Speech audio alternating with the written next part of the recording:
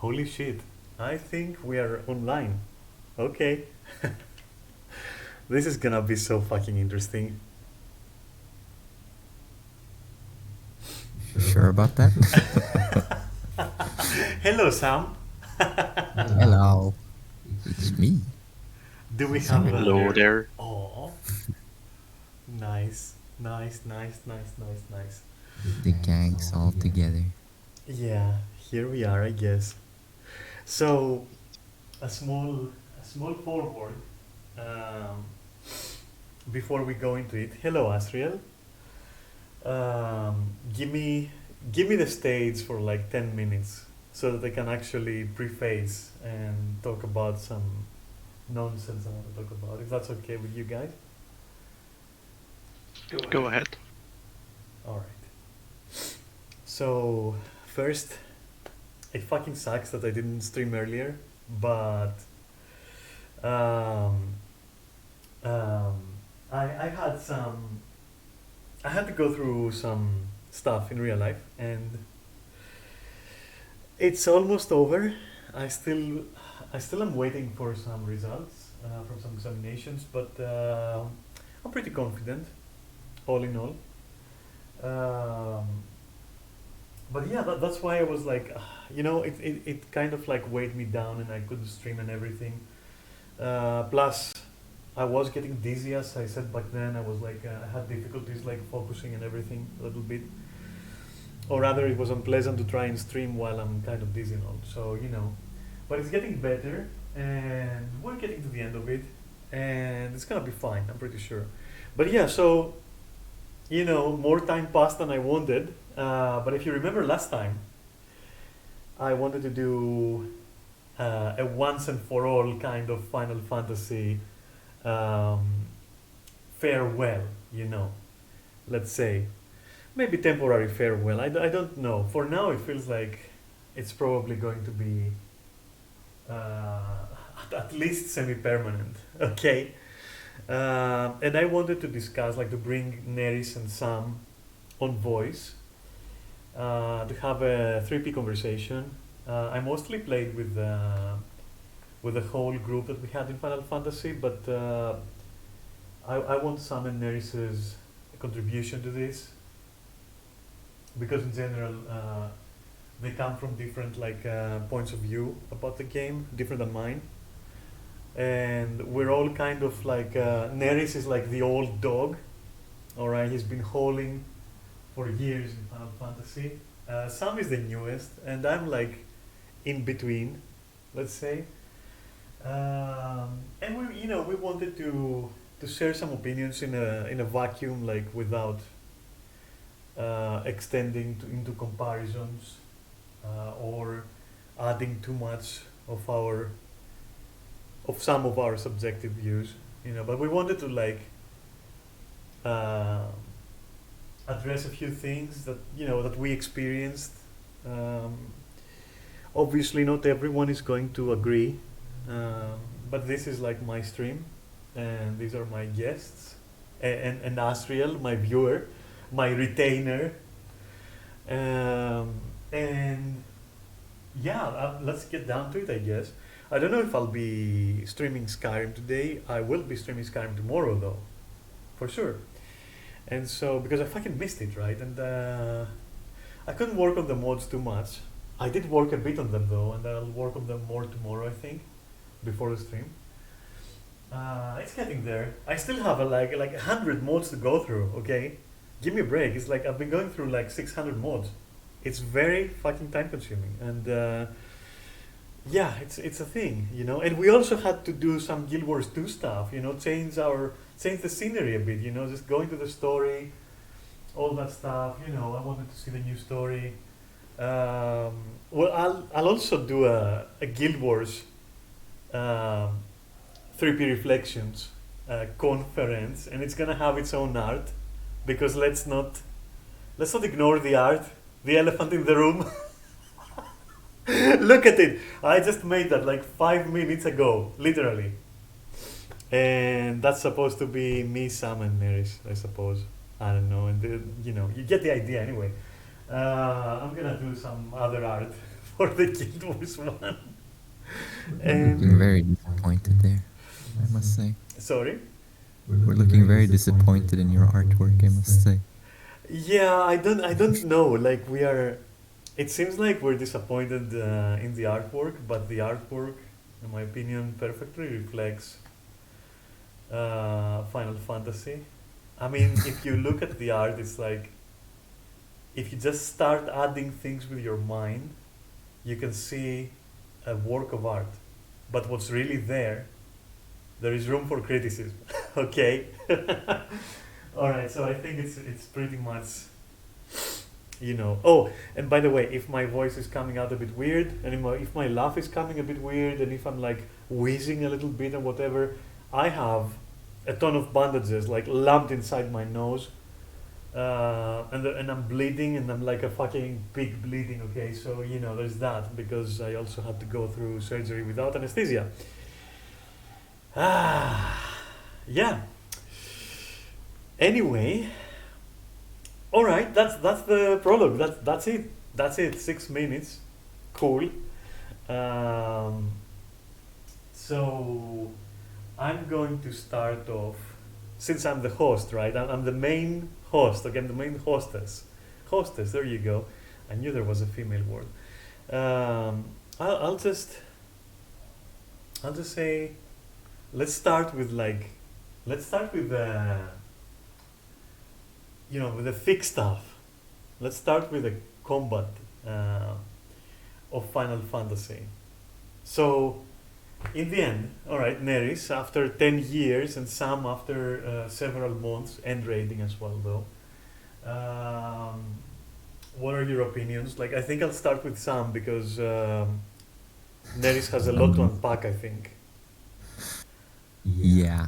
I mean, I only played the game for like, what, 5 months or something in total? But I think the combat itself is the one thing I actually found the least interesting for the most part. It's not very, how should I say, interesting no matter what class you play. It mostly boils down to the same concept. So I generally found myself just wanting to not play DPS classes and rather just play a healer with a one button rotation. Because, well, I just didn't find it engaging to do combat overall. Which is a bit of a problem since it's the meat and potatoes of a lot of MMOs. Essentially, I guess that's my light take on it. Okay, we're gonna go into the heavy take, but first, Neris, what do you have to add as, you know, I mean, as a long-time player, I've seen a lot of different versions of Final Fantasy, and I mean, I definitely like the combat system, otherwise I wouldn't have sticked with it that long, but on the other hand, it really didn't evolve enough over the years, and some of my favorite classes got completely butchered, like Dark Knight. hmm, I see. So, yeah. I think just they're kind of out of ideas. We're basically playing the same game as Heaven's Ward. I'll have to stop you because Asriel says we can hear two, very much two. Maybe I need to lower my mic sound a bit. Like here, maybe. Can you hear me clearly right now? Asriel is gonna be our test subject on this one. I wonder if it's feedback from the speakers. It's probably feedback from the speaker, so that's why I want to see what I can do to fix it. That's the downside of having speakers. I'm not going with headphones. Yeah, I know. We'll get there. We'll get there. It's our first attempt. It's our first 3PR. It's our first 3P reflection. Okay, we're gonna get there. I'm gonna lower my mic even further. I can hear one Duff and two Neris. Neris, can you say something in normal voice, something for testing? Wait, something what? That will do. Was that double again? Wait, is there two Sams? And a bit more of Sam. A bit more. What does that mean? A little bit of Erica on my lap. A little bit of Sam in my stream. I do agree you can never have enough Sam in one stream. Yeah. Kick it. So, but is it normal now? Did it normalize in the end? Like, what's happening? You see, the problem with having you two on here is that I can't have you testing my sound at the same time. That's true. It's an issue. I could probably go lower on my own sound. Like I can hear you, but there's a little more of you, Sammy. A bit more Sam. Does that mean I'm louder, or does that just mean that there's more of my voice? I'm not sure actually which one it is. It could be that I'm just louder than you or something like that. Because listening back to the stream, it doesn't sound like... I'm very Yeah, it doesn't silent. sound like any loops. All right, let me fix that. Yeah, you might want to boost your What about microphone. now? Testing, testing, testing. Let's get back from Asfield because I hear, obviously, different sounds. You do, yeah. I might have to. Wait, I might have to boost me. But if I boost me, I'm gonna be picking up you guys. That sucks. Same. All right, let's see. Maybe. Wait a minute. Hmm. All right, is this? Fuck. Wait a moment. I'm gonna get this. Fuck. Wait. It's gonna happen. Wait. Is it better now? Like, can you hear me better now without hearing double Sam and double Neris? I don't think there's two Sam, from what I heard. It just sounds that I'm louder than you, essentially. Okay. Now a bit better. Don't fall. Yeah, no, my mic took a dive. Like my small beam mic that came with my sound card.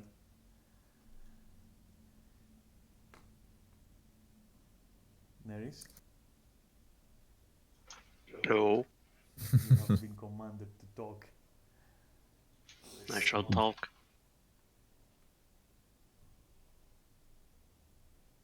Oh, and I'm gonna take the time and say thank you for joining me in live discussion. All right, all right, all right, all right. Fuck that.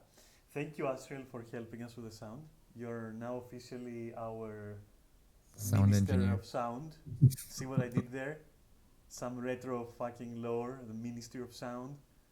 Come on, dude. Yeah, but I don't know if people will get that. They won't. Everyone is just noobs. Yeah, apparently. But anyway, so Neris was saying that in the end, combat didn't evolve and it got stale. Is that what I remember? Yeah, that's pretty much it. I see. For me, it became a matter of contribution, in the sense that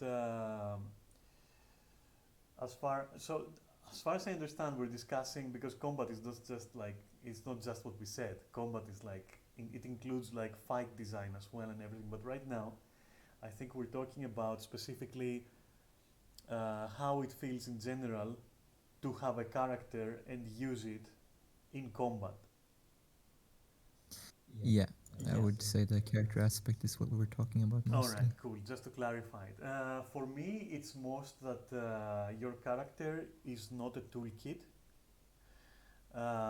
It's not functions, and while I'm against making characters into functions, I'm not against characters having a toolkit which they can use to produce interesting results in combat. Now, for me, it got stale when I realized in the end that your character is not a toolkit. There is not much you can do to affect the outcome of a fight, of an encounter, okay, any encounter. What you're doing is essentially playing a rhythm game, a rhythm and memory game, which results in higher numbers. That's all you're doing. There are some gap openers. They are honestly marginally pointless. Gap closers, gap openers. As I've said in the past, there is no iframes. There is barely any other tool. I think that some DPS get a small debuff for some stats that is like nigh useless. It can be used in some contexts, but like it's a niche use where if you don't have good enough gear and you're getting too much damage and your healers can't handle it in a raid, maybe your DPS can juggle their damage debuff on the boss so that the party doesn't receive too much damage in certain situations. That's the most you're going to do. There is no stunning, there is no chilling, slowing, dazing, knocking back, knocking down. There's nothing like that. Your character is basically a number generator, and you're just trying to overload it via a rhythm and memory game. And as far as your rotation goes, it's not even a rhythm game because there's no rhythm to match. It's just memory. Like this goes before that, that goes before that, and that's the end of the story. You do it, or you lose DPS, and that's it. And big DPS doesn't result in anything more than things dying faster, but not fast enough to affect the outcome of a fight in the very end, unless you outclass the fight severely, at which point you can do it with any class, meaning that it is also not really an argument. And the moment I realized that, and that I saw that every class is basically a form of DPS, I was fed up with it. So that's my main gripe with the combat system. The sub-chapter of how does it feel in the end to have a character and play a character, a class, you know. And I did play all classes almost. I think I didn't play astrologist, astro anyway. I think I didn't play. What else? I even played bard by the end. I played dancer. I played like reaper, samurai. Like I played everything in the end. I think it's like machinist. I didn't play. I just didn't get to it in the end. So yeah, it's not that I didn't try different classes. You know, it's like louder. You're saying, I shall be louder for you. There you go. And yeah, okay. So that's my take on it. When it comes to how does it feel to play your character and why I wasn't satisfied. There you go. That's why I wasn't satisfied. Um, I don't know. I think you have to split up a bit as well when it comes to combat, because I mean, when it comes to open world and raids, it's a bit different, obviously. it's a bit different, but not better in the sense that what will I do? Like whenever I was in the open world with my classes, the only change that that was meaningful was that I had to use my AoE more, like my AoE rotation more. That's all basically. I don't think that I did much else different. I guess I guess some abilities were innately better in open world. Like for example, you would use bloodbath to self-sustain, but it's nothing your chocobo can handle. So you know you might end up using some defensives more, which in raiding and all that they don't really matter, but in open world they do. So I guess if that's what you mean, then I have to give it a few points, I guess, because you could use a shield, you could use a barrier, you could use bloodbath, second wind, like whatever have you. You know, some slows maybe if your character has any. I don't know. You know that kind of thing. Do you think the problem is it feels like combat in Final Fantasy hasn't come anywhere for like 15 years? It's like the same old, I guess. And I played a lot of other MMOs in my day as well, and I think over time I've just kind of wanted, I guess, a more modern approach to combat and a bit more interesting with more feedback and stuff. Well, here's the thing. I will agree. Here's the thing. I will agree, but I want to quickly address something that might come up, and that something is the counter argument that, or I don't want to say the counter argument because I don't want this to come off as argumentative. I want this to come off as a discussion. So some people would say, for example, but that's the point. And to this and to various other similar responses that I've seen thrown around, I have to say that this is not an excuse to design a thing, to do something just because that something is quaint, all right? If it's bad, it's bad. I don't care if it's nostalgic, I don't care if it's that's how it's supposed to be. Like, okay, so it's supposed to be bad. I mean, so in this discussion, I will never take into account any argument of the style, oh, it's meant to look old, it's meant to play and feel old. No, it's 2022, they have the resources, it's up to them to follow the times and modernize, you know? If you want that old feeling, then maybe don't design an MMO that is meant to be contemporary. Simple as that. Design a single player game. So, you know, before we go further, yeah, these arguments are never going to come into play here. Like the arguments in the style of, oh, that's how it's meant to be, or oh, that's on purpose, or oh, that's because in Japan or in other Asian countries it's like that and they respect that. I don't care. The game is released worldwide. We all have our cultures, we all have our opinions. In the end, is it good or not? And for what reasons do we think that it's good or not? That's what matters. Anything else is just nothing, honestly. It's just nonsense, in my opinion. And I'm not saying Asian culture is nonsense, okay? But using it to say, for example, oh, Japanese swords are a very good example of this. Like they make them a certain way. Yes, it works. There were already better ways to make swords, but they still make them that way, and that's okay, right? But if you want the thing to be used and have a use in the future, not be replaced by something, you need to update your designs, okay? Yes, the sword will still cut, but that's not the fucking point, is it?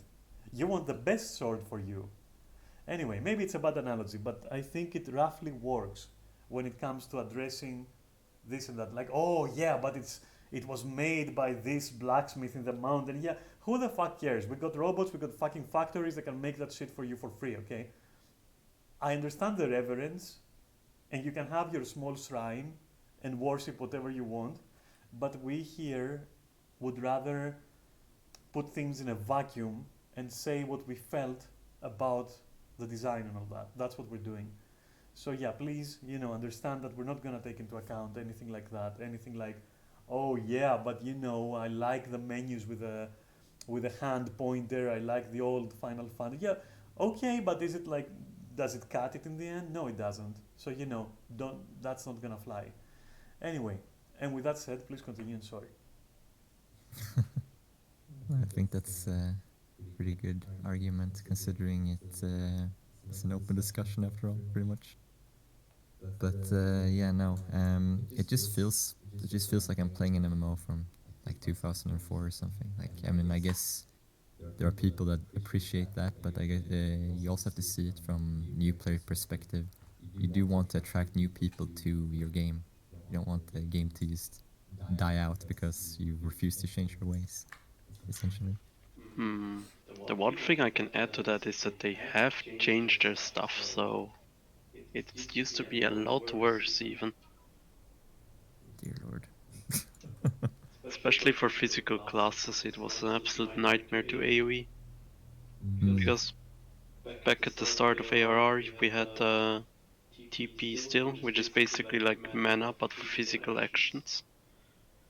There were barely any actions that could restore it. I think DPS got one, tanks got, well, Warrior got one, the other tanks didn't get any way to restore it.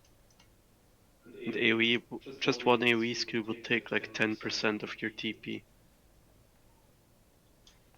That's fair. Yeah, no, that sounds pretty terrible, actually. And sprinting consumed all of it. So sprinting during a fight would mean for physical classes you can't fight for a while.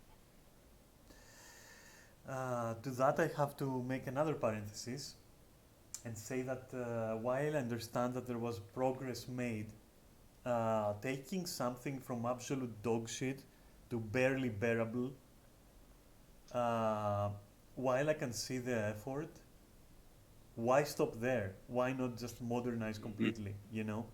But Yeah, no, I'm not. no, I know. I'm just putting it out there, and I'm gonna say that your bits of lore that you offer are priceless, at least to me. because I wasn't playing the game back then, and I'm really happy every time you go into lore deep dives like that. It makes me every time a bit happier that I wasn't playing that piece of crap back then, you know?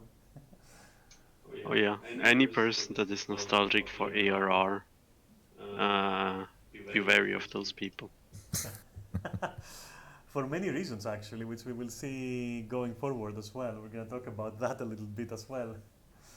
But yeah, Yeah. so this I think takes care of the character. Does anyone want to add anything else in terms of like, this is why I don't like controlling my character in Final Fantasy? Like, it doesn't feel okay. Like, anything else that we would like to add to that? Well, I'm the new player perspective, I suppose. I'm a veteran of MMOs, but I barely played like Final Fantasy. I ended up clocking in 800 hours before I quit playing the game forever, because I realized that the game wasn't for me specifically. So, but I think for the combat, what I personally feel is lacking is a lack of impact, and a lack of things you can do during combat. Essentially, it's very much just standing still and hitting and doing, well, almost nothing else. To clarify, when you say impact, you are now not referring, in this instance, to how it feels to actually see an animation pop and how snappy combat is or anything. You're talking about the impact that you have as a character during a battle, right? That's what you're talking I'm about. talking about both in Both, my yeah, but for now, you're talking mostly, since we're talking about the thing, right? I take it personally that you're talking mostly about how you are not really offering any options to the team. You're just there, just whacking away at a target. Like, you mostly meant that, or? No, I mean it's both in my opinion, because yes, it's also the lack of contribution you offer, but for me personally, I also felt the lack of like I did something, like I hit the enemy really hard or something like that. That kind of feeling is a bit missing for me. Um, that kind of impact also is what I'm talking about. That is, So yeah, I have a suspicion that this is because they were, and now I'm doing the thing I said we shouldn't do, but it's worth exploring the motives. I'm not using it as a counter argument to say, oh, you're wrong because of that. Just to explain what I feel the mistake here was, is that for combat they wanted to retain that whole thing where, if you play an old Final Fantasy game, it's like your team to the right and their team to the left, and like you're just whacking at each other by clicking on things, that kind of yeah, gameplay. I think they but wanted something like that. I'm talking from a new player perspective, essentially, that I lack the satisfaction of Yeah.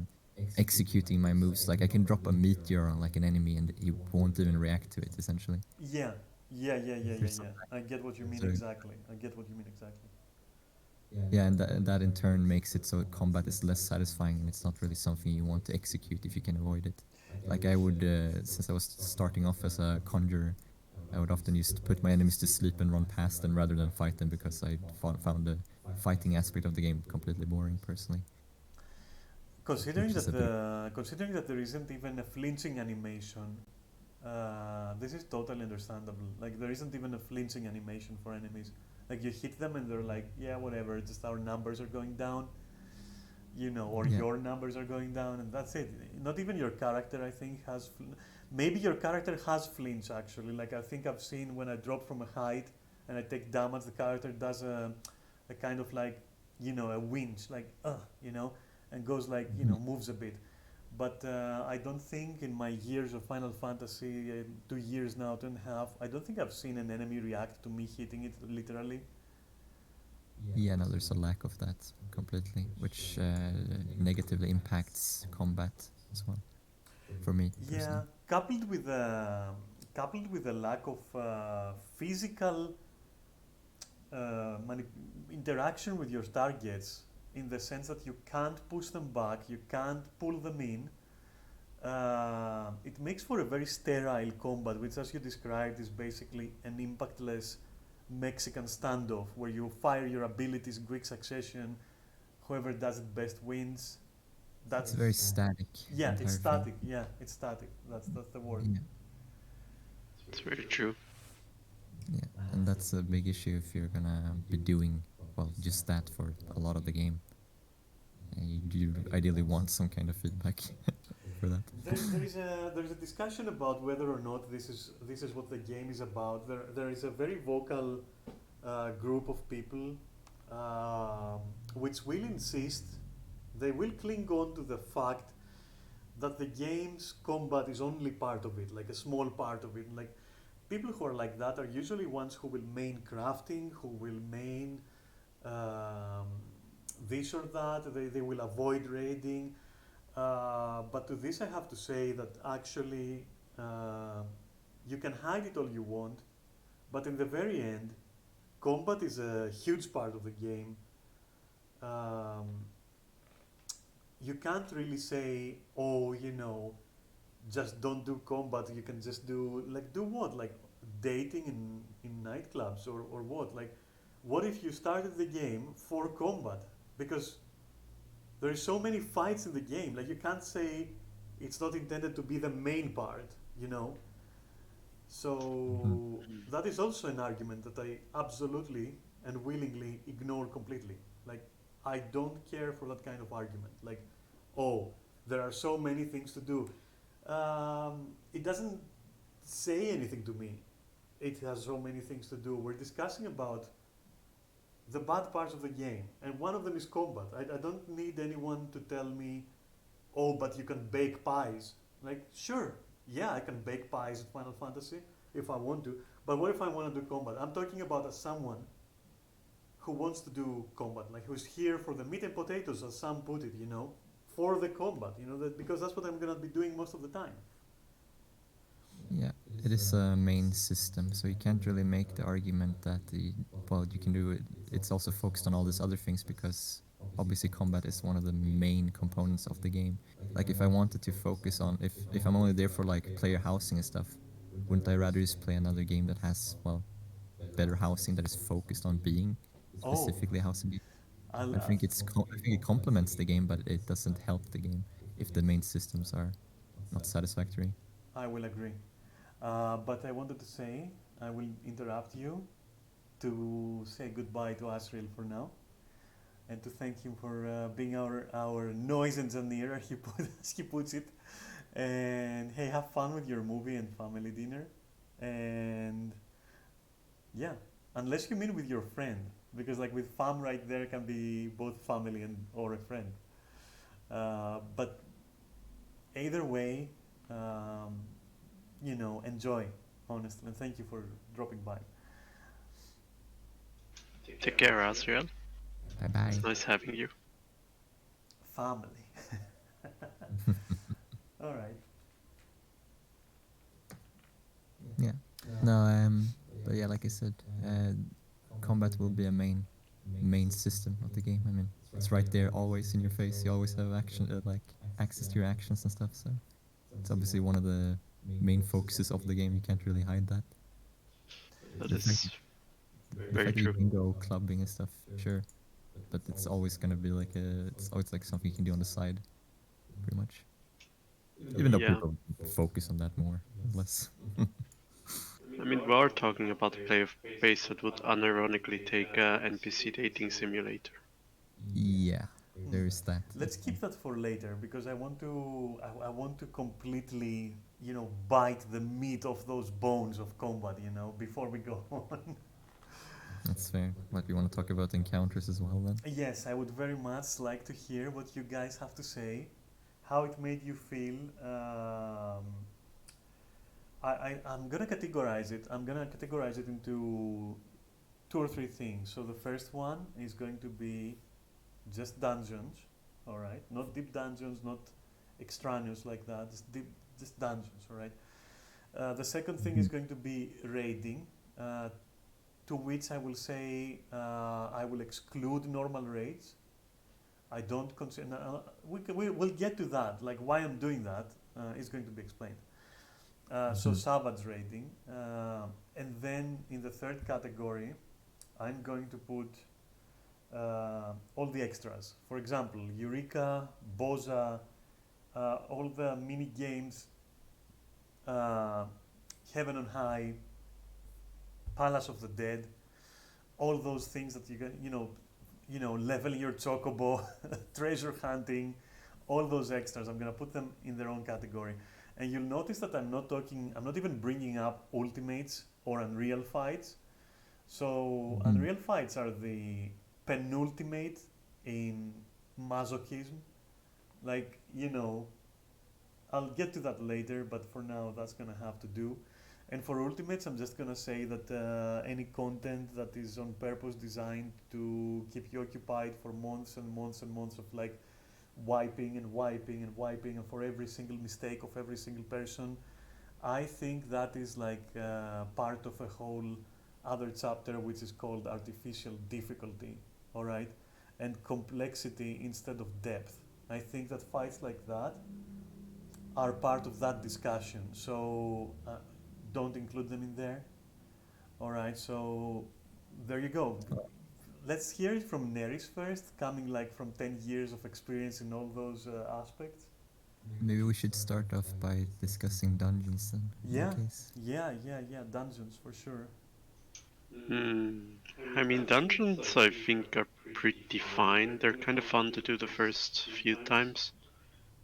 The problem is for how formulaic they are, and they are very formulaic, because every dungeon is exactly the same at this point. It is kind of weird to me that they have reduced the amount of dungeons they release by a whole lot. I mean, in ARR we got 3 dungeons per patch. Of course, they sometimes reused old dungeons as art mode, but those could also be pretty fun. But yeah, nowadays it's like 1 dungeon at most per patch. Okay.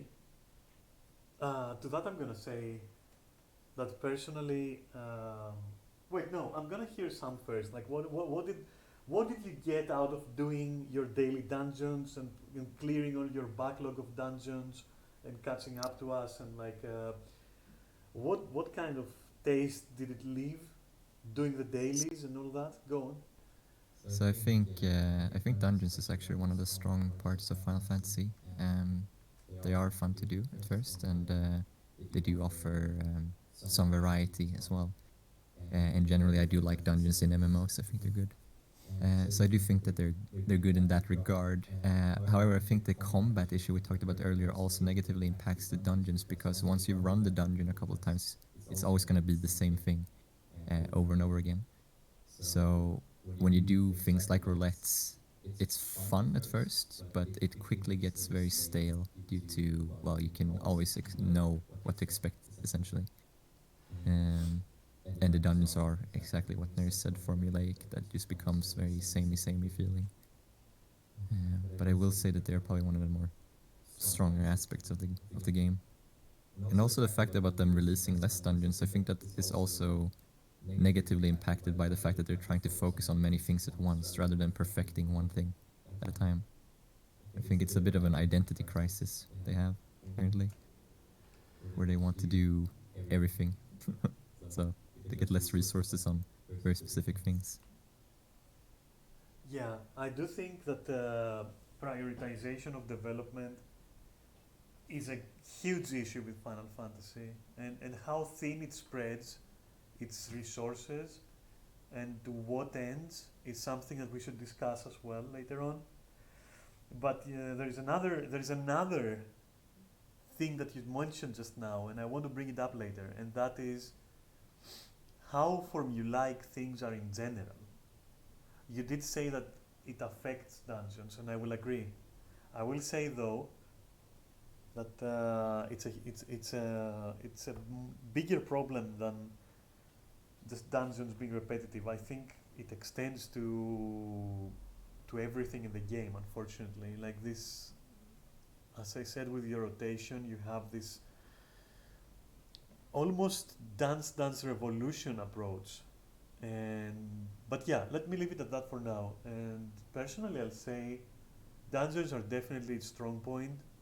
I think they should have focused on that. Uh, the ones released recently have shown great promise. Unfortunately, it almost falls short. I mean, it does fall short. And I will give a great example. Well, a good example, not a great example, but you'll see what I mean. So, in the recent dungeon called, well, fuck, how was it called? What's the most recent dungeon called? You know which one? Also Dar's Legacy or something. Something with legacy, yeah. And in the end, you get to fight that guy who basically at one point has a mechanic where he spins you and you have to control your character a bit differently. So you see, in dungeons you have such mechanics which are actually fun being introduced, but it's too little too late. And everything else is very, as both Neris and Sam said, very formulaic. But things that break the mold like that are very, very welcome because of how stale the game is. And I honestly hope that every fight had had an interaction like that. I don't want to call it a gimmick, all right, because gimmick has a more negative connotation, and I'm gonna use that word when we go and talk about Savage raiding. But in dungeons, it's an interesting interaction. Like it's something unique, and I wish every boss had that. And I want to differentiate from mechanics a little bit because usually when we talk about mechanics being complicated, we mean that, for example, there's going to be more than one AOE, right? But it's still going to be AOEs. But interesting interactions such as this boss are things that are out of the box for Final Fantasy, okay? Let me stress that. Because other games have done this better. But the fact that they tried to introduce like something like that, that's the right way to go 100%, in my opinion. But it's a little too late for me, honestly. And when I first saw that boss, I was really happy because it exactly helped alleviate that feeling of dungeons being, you know, as great as they look, all right, with of course, you know, some some looking like shit. But yeah, as great as they look on average, not having to look forward to something that can go a bit randomly for once, something that you can, while you control your character, you can look forward to. That wasn't intentional, okay? Forget the look forward to part. That's not a meme. I meant it, okay? So yeah, so you have to look forward to like trying to better manage that interaction. Like, how are you gonna spin towards where? Like, what's the best way? You know, these are interesting things.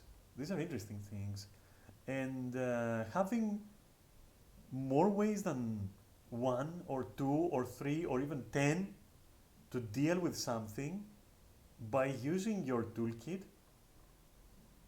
that's awesome. And that's not what happens in Final Fantasy. And you know, I mean, you don't even really use your character there. Control is taken away from you. You can't press any buttons. You can only move. You can only affect the direction in which you're spinning.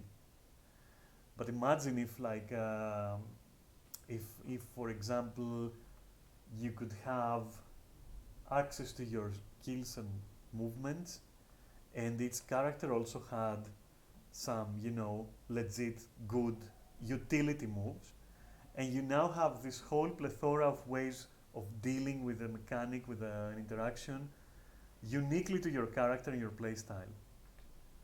Unfortunately, there is nothing like that in Final Fantasy. Nothing at all like that. And so, yeah, I think I ranted a lot, but I'm gonna say that dungeons were absolutely awesome the first time I went through. But eventually, it became clear that there are just corridors, and you just move like through a corridor. That I have to say that earlier designs didn't actually help combat the feeling that you're in a corridor, whereas more recent designs, and again I will refer to the latest dungeon, trick the eye with open vistas, with open environments. You see what I mean? With backgrounds that imply depth and how can I say this, and view distance, right? And that's an excellent trick. And it would be better if there was also even stuff happening in the background, irrelevant to the fights, just to make it even more lively. Or if enemies were literally part of the background and slowly came into the foreground to become a threat. I've seen a bit of that, but mostly it's just like move from pack A to pack B to pack C, find the wall, kill the packs, go on. Oh, it's a boss. Rinse and repeat. You do it 3 times precisely. You're out of the dungeon. Yeah, it doesn't hold up, but it's excellent in the beginning. It's worth experiencing the dungeons. But the roulettes for me got so stale in the end that I was trying to find ways to entertain myself. And to this, I unfortunately have to say that good luck trying to entertain yourself with such a rigid-minded player base, not allowing you to do anything, to improvise, to do nothing at all. Not allowed to sprint. It's frowned upon. Not allowed to DPS as a tank. Not allowed to DPS as a healer. And yeah, I know there are lots of people on Reddit who are going like, oh no, in my groups, if the healer doesn't DPS, yeah, no, I'm sorry, but like first-hand experience, the crushing majority, I'm not even gonna say the vast majority, and I'm picking my words here, the crushing majority will fucking shit talk you if you sprint even. They're gonna shit talk you if you pull wall to wall. Best case scenario, they're not gonna say anything, but they give up and they just tag along and they just press one button and then if you die, they're like, and you as plural, they're like, oh yeah, it was a tank who pulled. So vindictive, so childish, so petty. It's like, my dude, just learn to play the game. It's not hard. It's one button, just press it. It's like better for everyone. Just fucking sprint. It's okay. What if you wipe? What do you fear is gonna happen if you wipe? Like, is your life gonna be over? Anyway, I don't want to go on about it because there's lots to say about the community, and I don't want to be salty. But yeah, I'm gonna talk about the community, how they play and how they behave outside of combat. But also, obviously, as I said, also in combat, it's another chapter. So, just I'll put a stop there. I'll say dungeons very good at the start, good job, great. Also very good at the end, like right when I'm fucking leaving the game low key. It seems like they're trying to make more interesting encounters. Too late.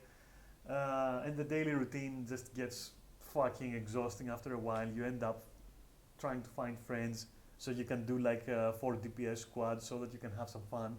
Like improvise a little bit within the very, very, very, very strict limits that you're imposed upon.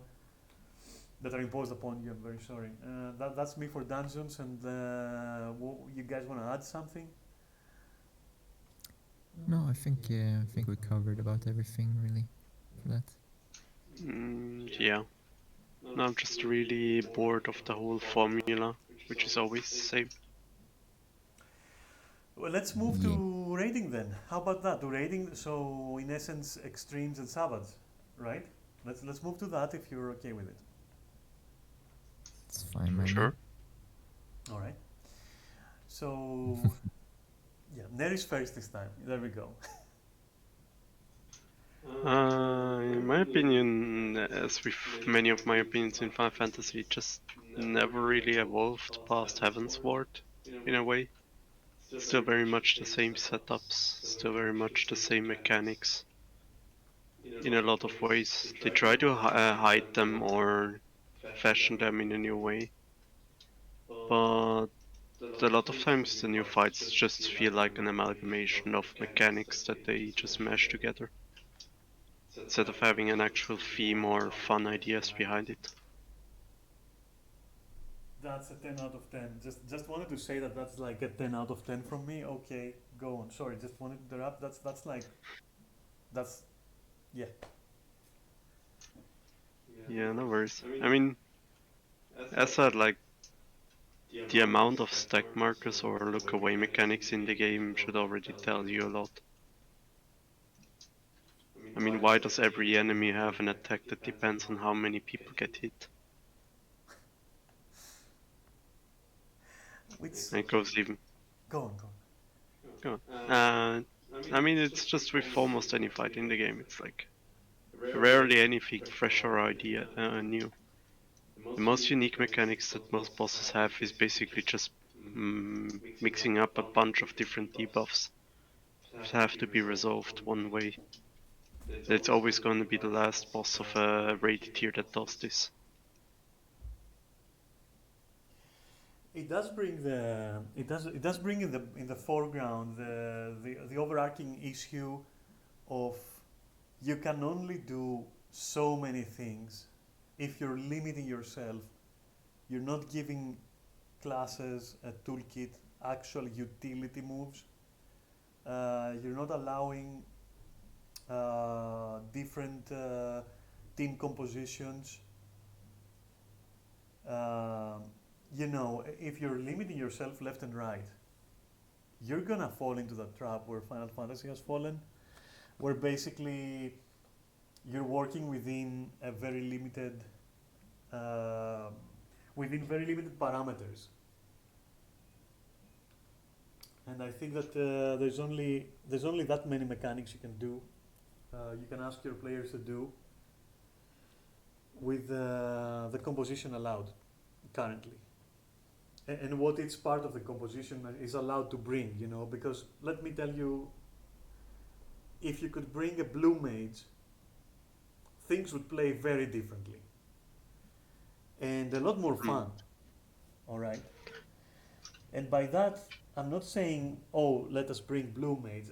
Don't get me wrong. I'm saying they show from blue maids, you can tell that they can give players the ability to pull mobs, to push mobs, to freeze them in place, to do things that would be very, very interesting. Would it trivialize a fight a little bit? Yes, maybe. It depends on how smartly the fight is designed.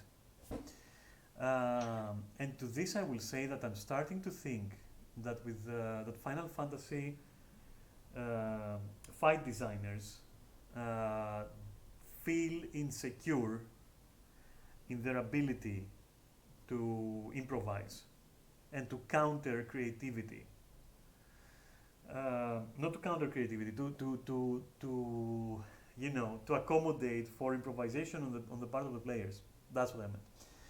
And they seem to be also, I mean, I can easily picture them being in an office and the head honcho comes and says, all right, do this and this and that mechanic in the fight. Don't let it go any other way, no matter what. I want this mechanic to play out no matter what, the way I want it to play out, and I want it to be resolved the way I dreamed last night that it should be resolved, okay? And I want you to make sure that no one can have fun. Like, no one can have fun, alright? They'll have my fun, and they better find that fun, or they won't have fun. And that's okay. And that's how I think designers go about it. Otherwise, they would have given, for example, black mage the ability to freeze mobs completely like a blue mage. They would have given tanks, or maybe one tank, to make them different as well, by the way, because they aren't, the ability to pull mobs, right? Maybe another tank has the ability to push them away. Oh, add something unique, and let it happen with bosses as well. Is it gonna trivialize some mechanics? Yes. Good, I say. Fucking good. Yeah. If you're smart and you use the things that are most effective, good. Good for you. Good on you. You figured out a way. Oh, the boss is casting this weird mechanic. Let me just freeze it in place for 10 seconds. I mean, that's fun. Honestly. It sure beats, oh, the boss is casting this mechanic? Okay, let me see if I remember precisely what the guide told me. Let's see, red 1, red 18 goes left, red 3 goes right, it's clockwise, it's outer circle. Oh my god, I don't remember one single thing. Wipe. How dare you not remember what happens when he scratches his left armpit at exactly 15 seconds after the enrage timer? Yeah, and not only that, something that Sam pointed out before this conversation, he said something very interesting, And I think it's part of this problem. And what he said basically is, I don't know if you remember that, Sam, you probably do, obviously, but like you said, that the attacks are not intuitive. Yeah. In essence, the cast name, the cast animation, and the theme and visuals, and even the sounds, do not point in any way to what might happen. And that didn't used to be the case, but it became the case because, as I said again, working so in under such a restrictive, you know, design regime, you you're gonna fuck up eventually. You're just gonna mash together mechanics, and you're just gonna hope, as Neri said, that people don't recognize their individual parts. Okay, and yes, I agree with Sam with what he said. Like, it's Savage rating is so convoluted that it's not organic at all. Like, you can't. You'd have to look up a guide. And you know what I hate the most about games? I'm gonna tell you right now. When a game forces me to look outside of the game to even play it, I fucking hate that shit. You want me to learn a fight? Okay, teach me, motherfucker. Teach me, show me. It's a frost monster. Oh, it's gonna freeze me when it casts Blizzard. Let me react to that shit, and teach me what to do to avoid get frozen, And for that matter, fix your fucking stupid tooltips and fix your fucking debuff icons because they're trash. Both of them are trash, and every time I've not known a mechanic and gone in blind and got a debuff, the icon doesn't tell me anything. The artwork is misleading. The colors, mix into each other. And when I when I roll over the fucking tooltip to see what the fuck it does, there's like 200 unrolled toilet papers of useless information and some like highlighted words, and none of them fucking give me a clue of what to do. None of them is like, you're about to be pushed. Find cover. You're about to be pulled. Find an obstacle. My brother, I can write this stuff while I take a shit in the toilet. Make some good, precise tooltips, catchy words. And make catchy icons, alright? And make them all relevant, okay, to what we're seeing in the screen. And change the cast names because they're trash. Fucking, like, Obliteration World Omega Beam Zeta. What the fuck am I supposed to understand from like that? Is it really gonna be a beam? Is it gonna be like a wide beam? Is it gonna be a narrow beam? Is the cannon that is charging relevant to the hitbox of the team? No, it's just a mice. It's like a Russian roulette with mechanics. You pull the trigger. Oh, that mechanic came out. Do you remember it? Did you watch your video? If you didn't, fuck you and have a nice wipe, bro. And why do I say it's a wipe and not just a nice day for you? It's because every mistake that you do is going to wipe the party, and that to me is trash because not only can you not contribute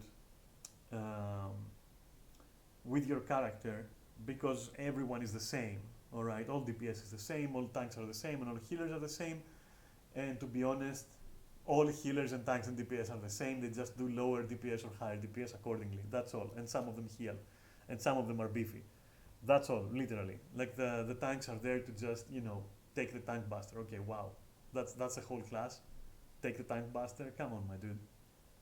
Anyway, I feel like I'm spreading things myself here. So yeah, I'll say these are the problems that are most egregious in raiding. Like one person's mistake wipes the whole party. You have to start over. There are no saving graces. There's like, it's always gonna be like a one shot. It's so annoying, honestly. It's a bad learning environment and a bad experience, and it makes people feel bad when they wipe their party just because they failed like one mechanic. Like, wow, would it be so tragic to have that mechanic? Whoever fails that mechanic, maybe they like move slower for 10 seconds, maybe they get something like that, or they get hit with a lot of damage and the healers have to compensate. That's their fucking job. Give the healers something to do. I don't know, my dude. I think it's in a very bad place. I think Savage raiding is in a very bad place. Extremes are more fun to do because they are designed more fun. Like the whole weapons series, like the Diamond, Emerald, Ruby, all those weapon series were awesome. Emerald weapon not so much, but for example, Diamond weapon, Ruby weapon, those were like really good fights. Just the right amount of difficulty, just the right amount of like relevance. Um no one felt like they're fucking up their whole team. But the moment you step into Savage, it's like one person can hold the whole team back, and at the same time, one person can't contribute anything more meaningful than like a raise at a predetermined time, or a tank buster shield at a predetermined time, or a little bit more DPS, and that's it. That's literally it. That's it. Hmm. I think the problem comes that extremes are designed for the boss that they are. Like they're meant to be a fun fight for that boss a lot of times. Like have a firebird with a flute. Okay, you're gonna have some dance revolution there. You're gonna have some floor that explodes and some kung fu moves that she does on the tanks that you have to avoid. While Savage raids are not designed as fun fights, they're designed to be Final Fantasy Savage raids and nothing else. So the fourth fight always will have a second phase, it will always have a big move that gives everyone a debuff, and you have to resolve in specific ways, even though it doesn't fit the boss or even the attack. I mean, why the fuck is Hello World an attack? Yeah, And why the fuck what is it just exactly does it do? Seriously, hello world. Okay, so what does that do then? Like, I mean, of course, it gives everyone a debuff that they have to resolve differently and in very unintuitive ways. And also visually unintuitive. I mean, the explosions are just huge black blobs that you can't see past. But yeah, of course, that's Hello World. What else could it be? of course, yeah, it's so relevant. But also, what I wanted to say is like, I wanted to add quickly that how can I say this? Having difficulty in general, as in like easy mode, tourist mode, medium, normal, average, more than average, a little bit more, savage, unreal, ultimate. I think it's trash. Just go and make the fight you want to make and be done with it, and then make another fight, because like having all these difficulty tiers is like just a cop out, just to say, oh, we're difficult. Like, oh, okay, so what? First of all, and second of all, to say, oh, it has so many fights. Sure, but they're all duplicates. There are like 2,000 Sivas in the game, honestly. Just as an example, alright? So, yeah, I don't know. That's what I had to say personally. And you, Sam, what do you think about Savage rating? Like, come on, spit it out, spill the beans, Sam. Hit us. Well, it depends because we're talking about raiding, and raiding and savage raiding are two completely different beasts when they shouldn't really be, to be honest. Because normal raiding is so laughably easy and boring that you will literally fall asleep doing it. It's ridiculously easy, so it's not even entertaining to do. But savage raiding, they just throw everything they have at you essentially, and saying that that is true difficulty. They add like 50,000 mechanics, and that's supposed to be hard essentially. So Small they're on the pause. completely Wait, hold that thought. different spectrums. Hmm? Hold that thought. There's a small pause here. I Yeah. wanted to say that I did mention in the start that let's not even talk about normal raids because, yeah, first of all, but I totally agree with what you said. But what I wanted to quickly throw in there, and please forgive me, I'm sorry, okay, I'm a noob at debating, all right. But what I felt like the need to immediately come up with is like exactly what you said. Like it's what we said earlier. Like these fights, Mhm. like if you come at me, if Sam is here and he's saying, okay, they just combine 1,000 mechanics together, and yeah, someone can say, oh, but that's the point. It's for those who like difficulty. I understand, but they're not difficult in a fun way. There's ways and ways of doing difficult. But if you're one of those people who like considers difficulty to be just lumped together irrelevant mechanics with different cast times and different order of priority. If you think that is really difficulty, then imagine this. You're playing Elden Ring, alright, and you encounter like an enemy and you start like you start playing chess to beat it. Alright? I mean, imagine if Elden Ring had like the design philosophy of Final Fantasy, no one would fucking play it. Alright? No one would fucking play it. I rest my case. Mike, back to you, so. Yeah, no, the reason why I mentioned, well, normal raids as well is obviously because they're supposed to be the same thing, but they're on a completely opposite spectrum. Neither of them are designed well, because normal raids is way too easy and not interesting to play, and savage raids are way too annoying with all the mechanics they have. So there really is no middle ground, so it feels like there's no well-designed encounters, essentially. Is it a matter of, and I want you to be honest, all of us, let's be honest for a moment. Could it be a matter of us finding the mechanics too difficult, and if we didn't, we might enjoy it? Is it that thing? I've asked myself quite a few times.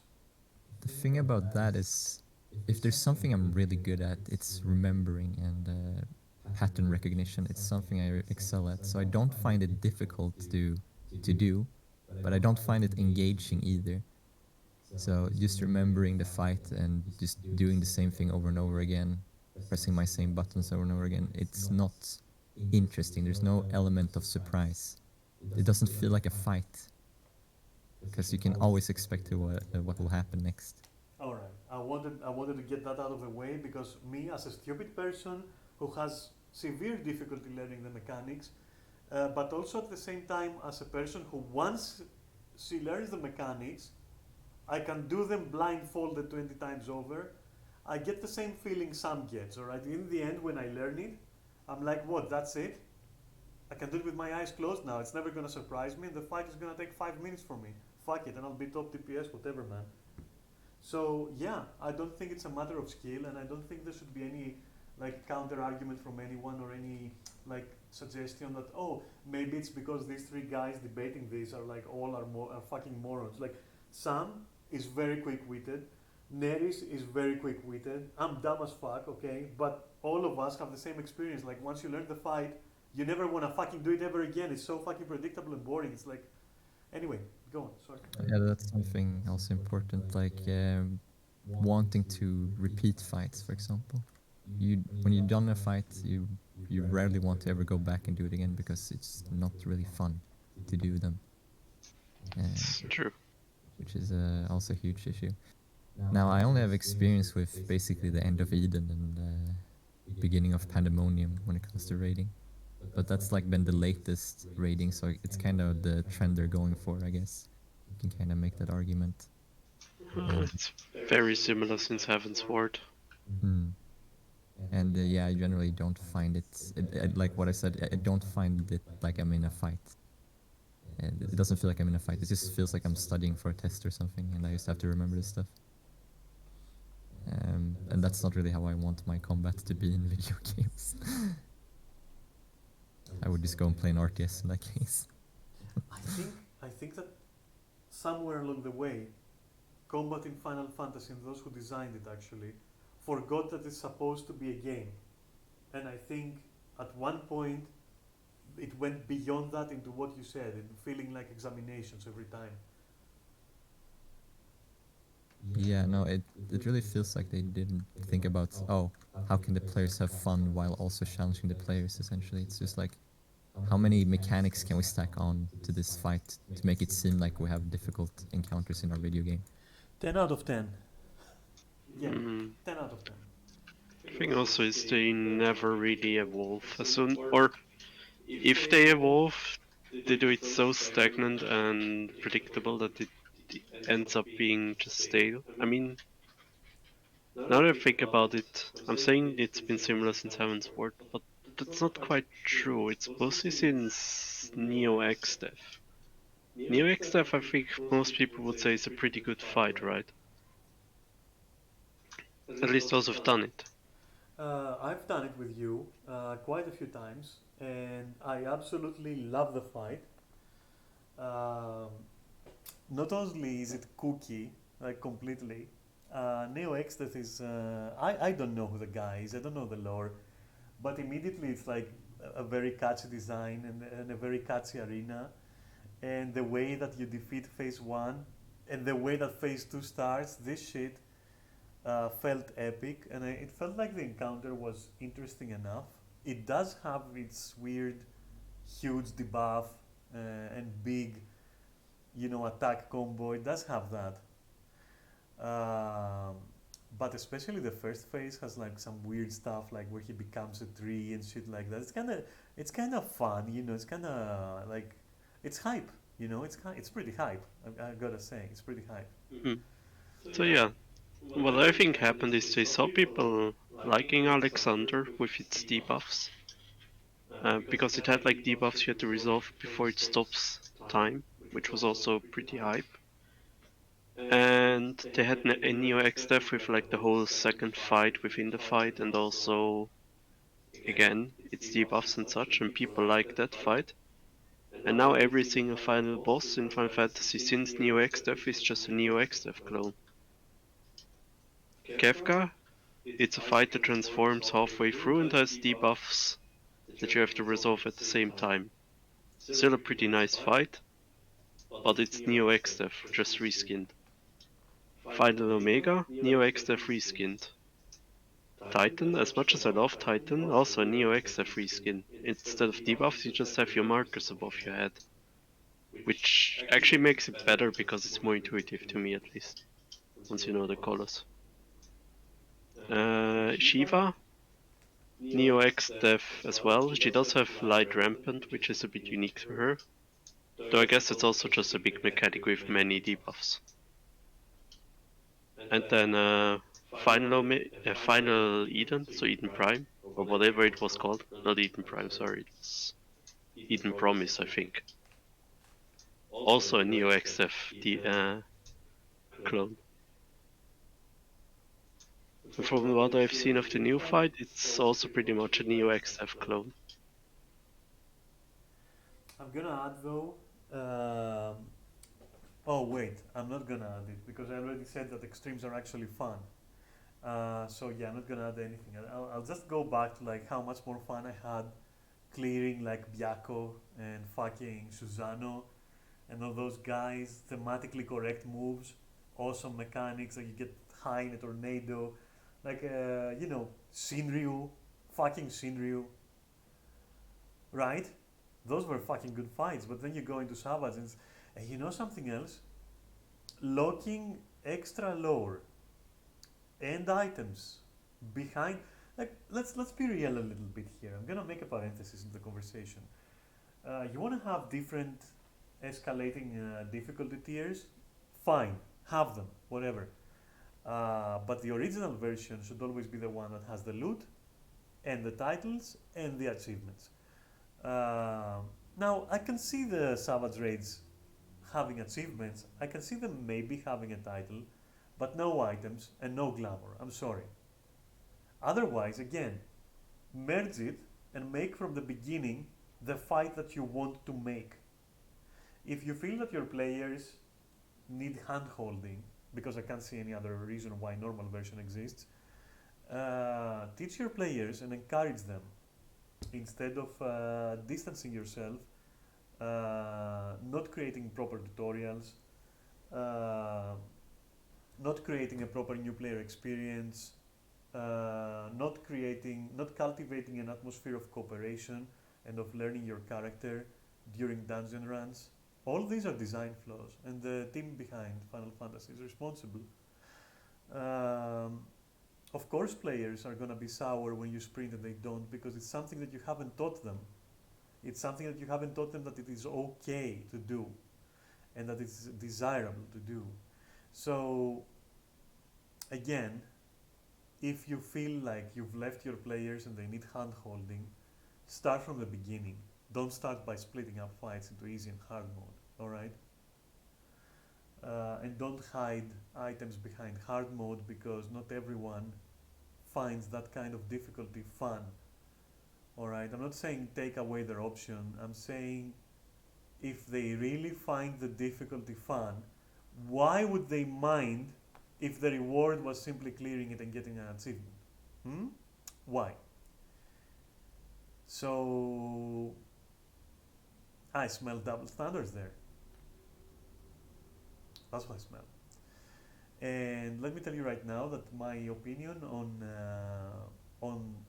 raiding would be significantly different if I knew that as a player who is paid to buy the game, paid for the subscription, isn't gonna be missing content in the form of items, glamour, achievements, titles, and completion by clearing a difficulty level.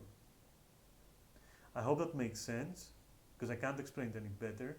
But the moment that you put this content in front of me and you gatekeep me out by just having real life memory checks, you're being an asshole because I just want to play a game. I can do it. It's not gonna be fun. And yeah, I can select not to do it, but then I can also select not to play the game. And you know what happened in the end? I selected not to play the game. Isn't that problematic? Because like we're 3 people right now, and we all selected to not play the game. Isn't that kind of problematic? Unless of course Square Enix really fucking aims at like the bottom of the barrel kind of player who will like play Farmville on a subscription. Which could be true, I mean I don't know, but then maybe change your genre and maybe focus on that so that you do those players justice as well. Instead of half-assed solutions, which goes back to the whole discussion that we haven't yet delved into it, about how thinly spread resources and priorities are. Anyway, back to raiding Savage, and back to you guys. I think one of the counter arguments people would make for savage raiding is that it's like a dance that you have to learn essentially, and that's what people find, I guess, entertaining, I suppose. I mean, I understand that, but here's the thing. First, if it was done better, it would be more engaging for more customers, first of all. Second, if that's the case, it doesn't mean that my argument doesn't stand.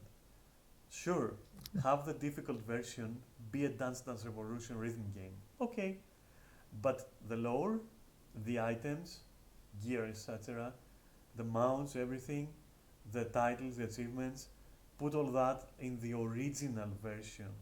And I'm gonna say original because I don't wanna say in the easy version, because I'm totally against splitting a fight into 2 fights. I'm totally against that, but if you have to do it, then, and we have the original version and the hard version, I get what you're saying, Sam, what other people would say, but then again, we cycle back to the argument of shouldn't clearing it be the reward then, or are you pretentious? Because I find that hypocritical.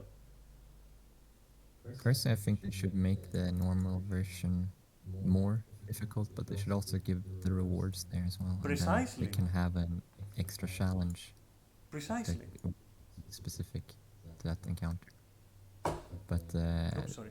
doing the normal versions right now there's no reason to do them because you don't get any real loot there really.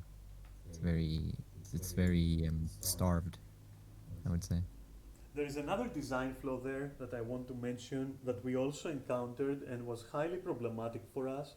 And I could say that in most cases it has been the most disruptive for our static group, which is the fact that if you have a split fight and the second version is significantly harder, a lot of people, and so this is also evidence that I'm correct actually in what I said earlier, a lot of people will avoid it, making it hard for you to clear the fight because you don't have enough people playing it. You're actually splitting your player base.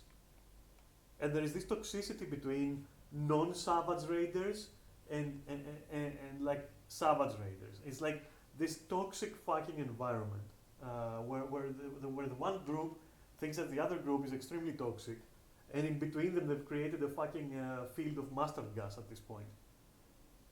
And you find, Yeah. and as a new player, you find yourself caught in between, and you're wondering, why did these assholes split the fights into two, put it into one? You know, moderation. You know, everything in moderation. Put enough mechanics for it to be fairly difficult. Make the mechanics interesting so that we don't fucking get bored. Okay, make it so that people don't cause wipes by actually having interesting outcomes of failure and not always one-shot deaths.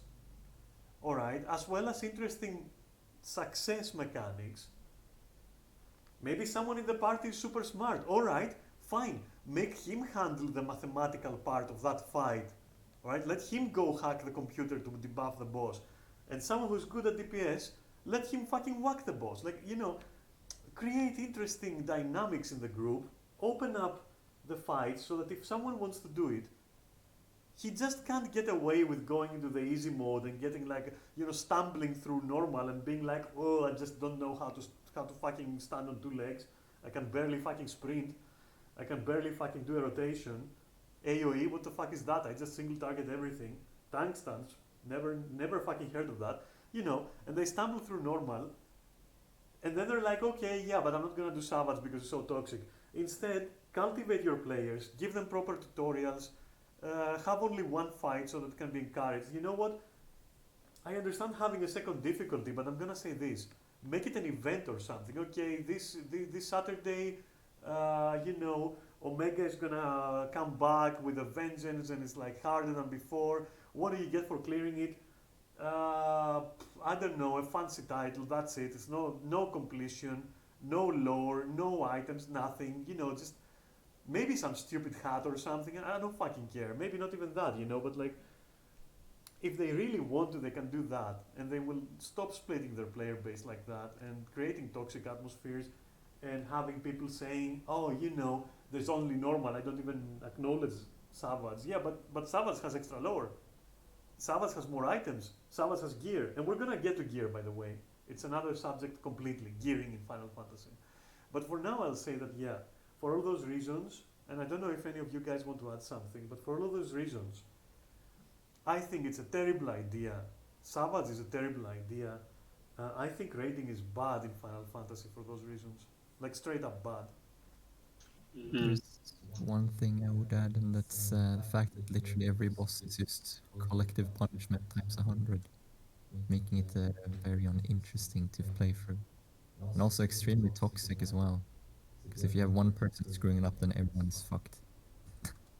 Which, yeah, isn't a very good way to, well, create happy players. Yes, of course. Instead of aiming to punish the whole group through one player's failure, why don't you reward the whole group? Why don't you have that player reward the whole group effort by contributing with their strong point, by allowing them interesting mechanics and interaction with the boss that perhaps only they, with their skill set and their character and their personal preference, can address? That would be interesting. Why do you look to punish your players? Look to reward your players. Punishment is like, sure, you should die after a while, I guess. If you fuck up severely, you should die, yeah. Maybe the party should wipe. But, you know, this should be reserved for like critical failures in mechanics. It should be reserved not for like, you know, for example, you get P2, like Pandemonium 2 Savage, right? And you get like those waves that push you and everything, okay? So let's say that, for example, someone gets like pushed by a wave, right? And no one is on the other side to catch them, like so they can't bonk together in the middle, right? So that person is pushed into the water on the outside, and that water is fucking sluggy, you know, sluggy, jelly, toxic stuff. And when you come out of that, you're taking damage over time and you're very slow, or maybe your character stumbles around because they're wet and they're soggy and they're like sleeping on the ground. And you know, you have to get other players to heal them or other players to like to damage them so they can actually cut off like the slime pieces or something. And you know, create stupid stuff like that that's fun to see, fun to do. And it's fun, you know, like your character is stumbling around, your friends are rushing to help you, but it's not a catastrophic failure. The fight will go on, you can recover in an interesting way. And you know what? If others ignore you, fine, you die. I mean, okay, sure, whatever. Or maybe if it happens 2 or 3 times, eventually the slime just fucking melts you and consumes you, whatever. And then they have to raise you or something. Like, stupid shit like that is sometimes like pretty interesting. For example, maybe a boss like launches a bomb at you and like your character starts fucking trying to be exactly underneath it so they can actually push it up, and you have to go into certain locations, and maybe the boss is like just knocking you around at the same time, and others have to take your place into bouncing like volleyball a little bit, Do some stupid shit like that is pretty interesting. But it's like these designers have never played another RPG. It's like they've never fucking. They're like, from start to end, their career has been Final Fantasy and designing Final Fantasy style fights, and that's all. And that's all their creativity. That's it. Running on fucking fumes at this point. Didn't they name drop Ultima Online at some point? Didn't they? Sorry. Didn't they name drop Ultima Online at some point? They name dropped Ultima Online in regards to housing, which is another subject that also I'd like to discuss. And yes, they did name drop Final Fantasy Ultima Online on that, and I think it was very unfair and very hypocritical. And I'll get to that when we get there, okay? But for now, let's add more to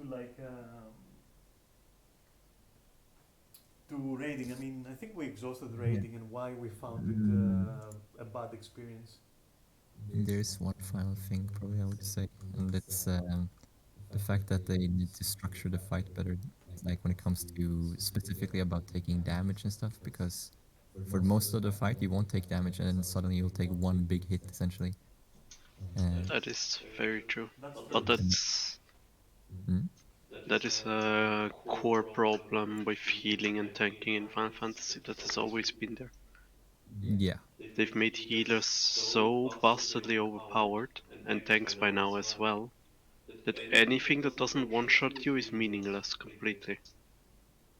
There is no attrition because healers can basically run on unlimited mana, and their heals are very strong. yeah. So anything that isn't a one-shot basically gets ignored.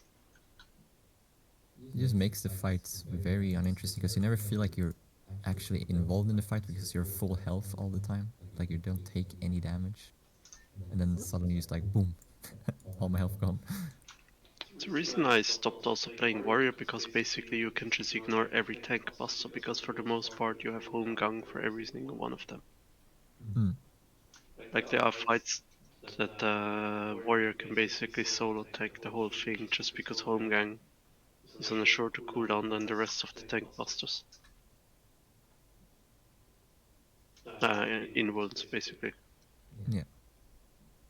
Other than that, I think we've touched base on everything. At least with Savage rating. All right, and what do you think about? And here we come, like the big one. All right, the big disappointment for me, with two exceptions. The other category of combat, such as Boza, Eureka. What about all the house? Not house. Heaven on High. All that shit. So yeah, Sam, what about Yeah. you? Yeah. One of the largest problems Final Fantasy has is that it has no open world really. So outside of doing raids and stuff like that, I generally had no interest in being in other maps and doing any of the fates or anything like that. There was no pull towards it, essentially. And the open worlds themselves, they feel extremely empty. Like something is missing, like it's still in development, essentially. We're gonna tackle that in design, Yeah. in open world design and visual and aesthetic and the whole immersion thing, the whole ambience. But tell me what you saw in Boza. Like to give some context, Sam is a new player, was a new player. He did do Boza, though, and he didn't manage to get into Eureka at all. I Right. assume that it would probably cause him brain damage, and he didn't get to do Heaven on High or Palace of the Dead, unfortunately for those two. So what did you think about that type of content that Final Fantasy seems, the developers seem to love adding in every now and then, like stupidly in my opinion. But what do you think about that kind of thing? Personally, I found Bostia to be a very toxic design decision with the whole metal system and all that. It was terrible because you would have people that essentially would get revived, but they would refuse the revival because they don't want to die more, and by that reason also sacrifice more metal. So they would just lay on the floor and not rest at all. And then for specifically like the are we touching base on the savage Yeah, raid yeah, for we are. Yeah, we are. Shazam? Go full ham, dude. Go full ham. You get the mic. Yeah, because the Savage raid for Bossa is probably the worst raid I've ever seen. Where, well, it does remind me of World of Warcraft when it comes to world buffs being lost when you die, essentially. But it's like to the next degree because every time you every time you wipe there, you only have a chance of getting revived if people have the items and skills for it, and you end up wasting so much resources just trying to get people back up alive again. And if you don't do that, well, everyone gets kicked out of the instance, and you lose a shit ton of money and time. So it's probably one of the most toxic design choices I've seen in a long time in MMOs. And that's my take on, I guess, Bossia, or the short take on it. Okay. Sorry for laughing. Go on. Yeah, no, I mean, we could also talk about the events and stuff as well happening around the map, but the boss designs in Bossia, not very interesting. A lot of them are, well, like any other boss design in Final Fantasy, it's an insta-kill for most part. Um, yeah, Okay. no, no, it just feels like it's poor design all around. That's how I would describe Bossia. Isn't it fun that you can't really structure it unless you prepare a script. It's that bad. Like you have to make a 2-hour video describing why Boza is like the most, and that type of content, not Boza specifically, this type of content, I'd say, is the most like fucking stupid thing I've ever seen. It's absolutely fucking horrendous. That's what it is. Yeah, no, I mean, I don't think there is. At the end of the day, there's not too much to say about Bossia. It's just really shittily designed. Like it's everything in every system in Bossia is meant to be painful, take a long time, and be extremely toxic and basically regress your progress if you die, essentially. We've seen That's we've seen progress lost on death being utilized properly in so many games from the 90s to now. All right. yeah. If This you want to go one, back to From Software's example of you losing your souls when you die, well, you actually have a chance of reclaiming them if you go and kill the perpetrator who killed you. not only that, but like the um, the experience itself is Mhm. good enough that you are not butthurt at the end of the day. But in Boza, the direct opposite, I would say. Yeah, pretty much. It's With Neris, I want to say that to give the context here, with Neris, we've completed Eureka, and by that I mean we've fully farmed it. Like we've done everything there is to do in there, including the raid. First try, first clear, by the way. No wipes. And we also did Boza to a huge degree, to a degree where the only thing left is for Neris to get the clear for DRS, so the Savage raid of it. I've technically gotten the clear. I've cleared it like 3 times, but I haven't done what I love doing, which is to do it clean, like no death run. That's what I'm trying to do still. I still have my subscription running for that purpose specifically. Every single time I do it, I feel like a part of my soul gets deleted, so I don't think I can keep it up.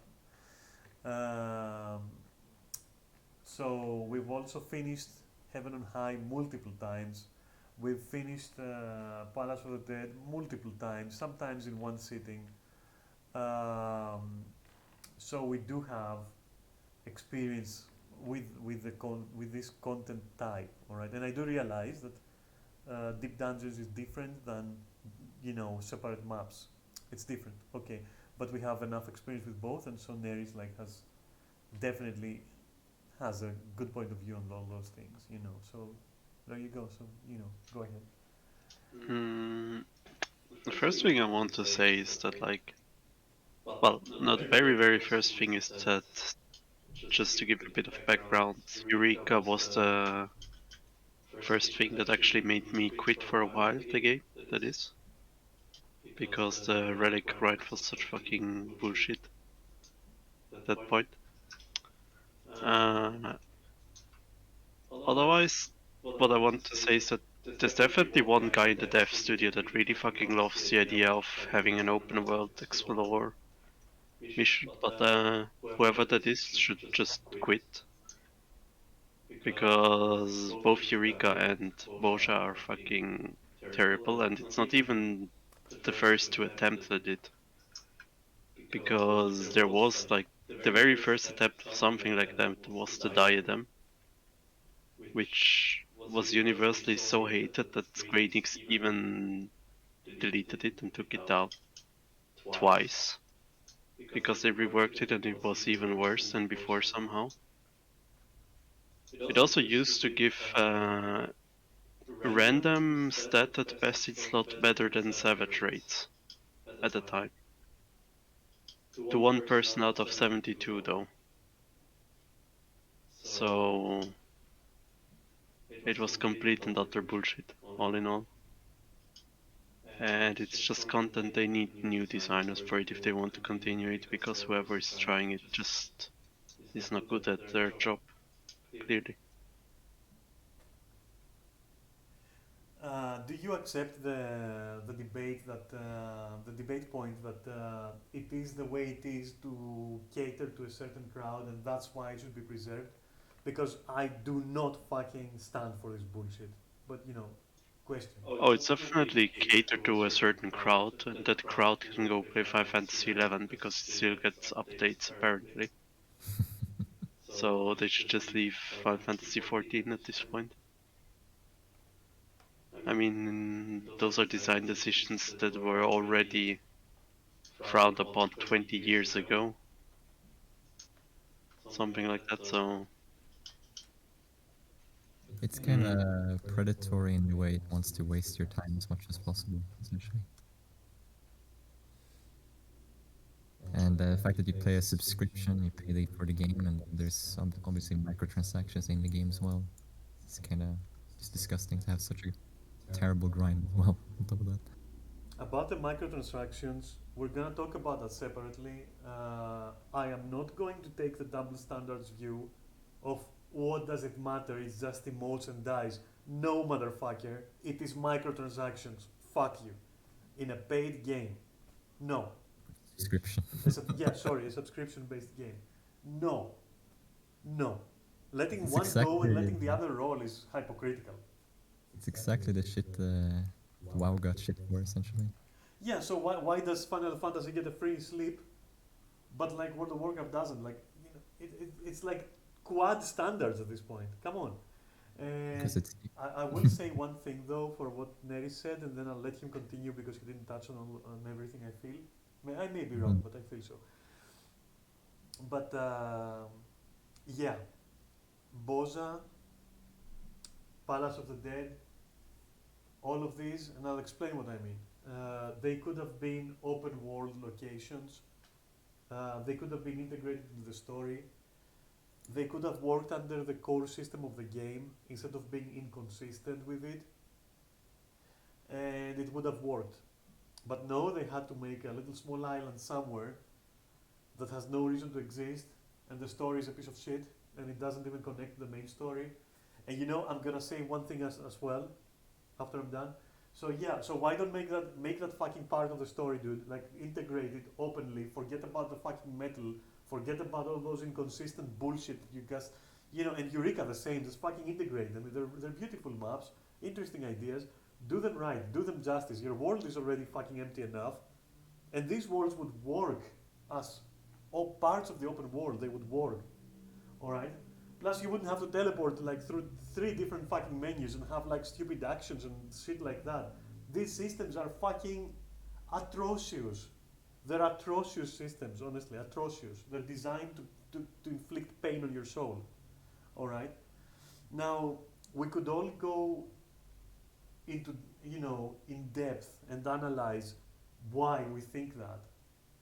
But the point here is not to explain things or tutor, but to posit our opinions. But it should suffice to say that we've experienced these systems, and we just want to comment on them. All right.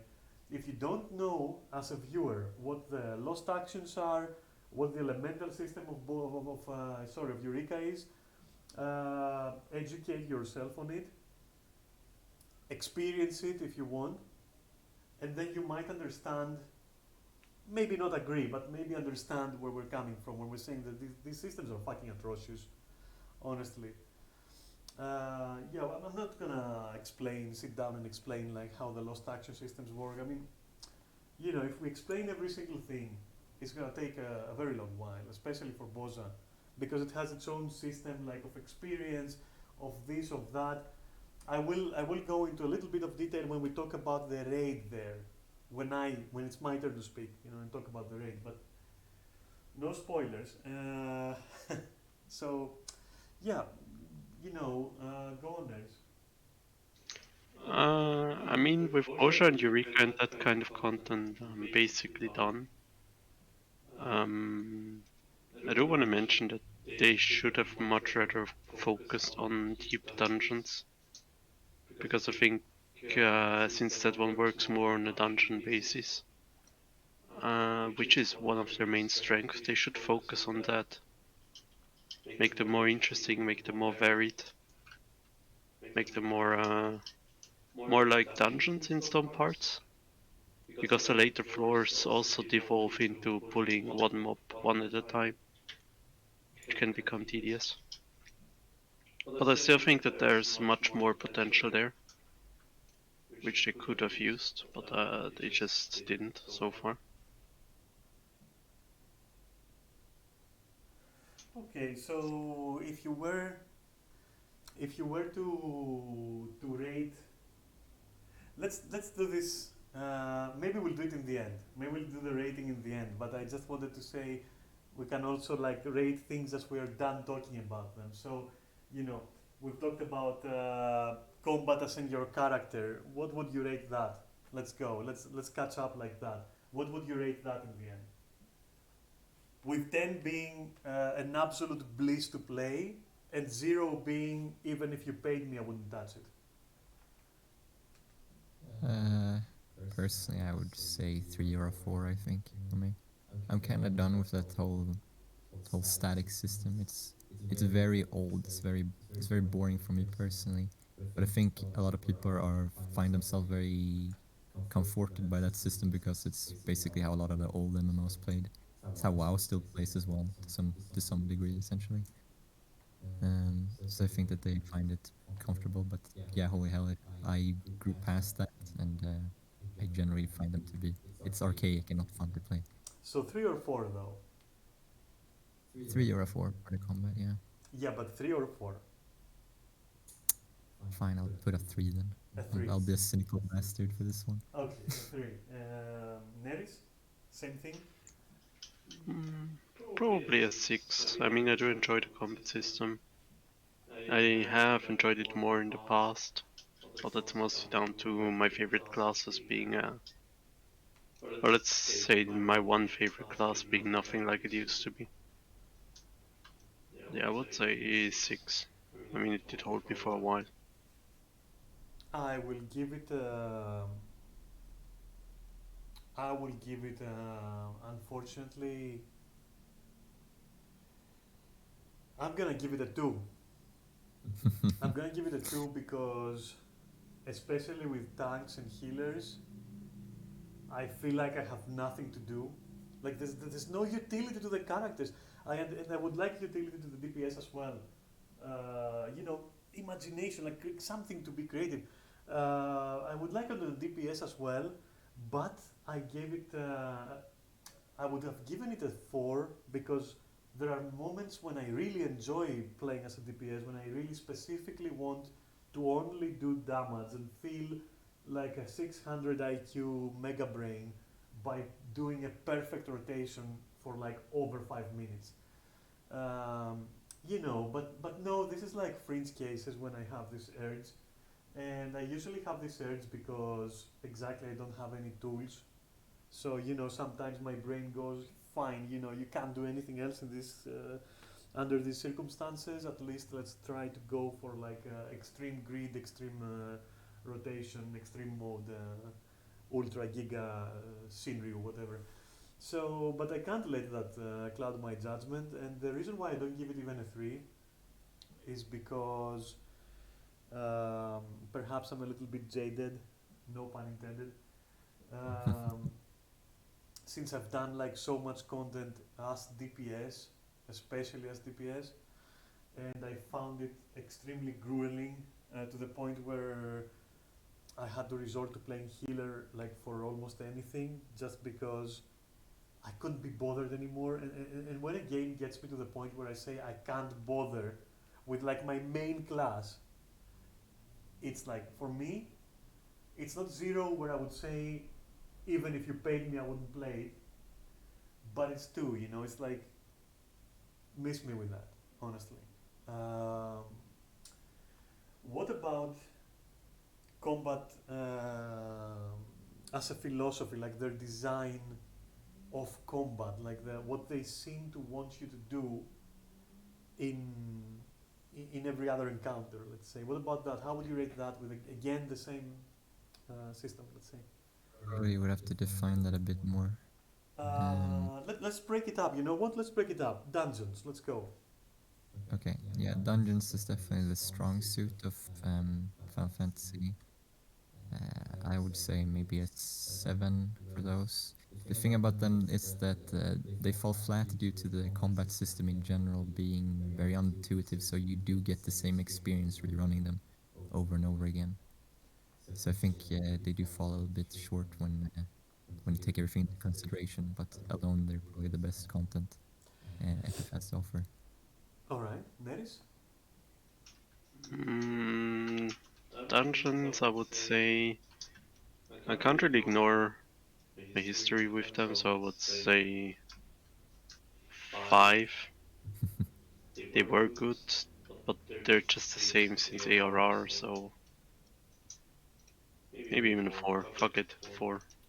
I was gonna give it an 8, but I'm taking Mhm. off 2 notches just because it's an 8 when I get to play with my friends and we organize like fun parties where it's like one healer 3 DPS, it's like one tank 3 DPS, 4 DPS, and we're making on our own thing, even as limited as we are. But I can't rate it like that because I'm the one creating the fun and it takes 4 other people to create that fun. So no, in a vacuum, I really like them. 6.5, okay? 6.5. There you go. 6.5, okay.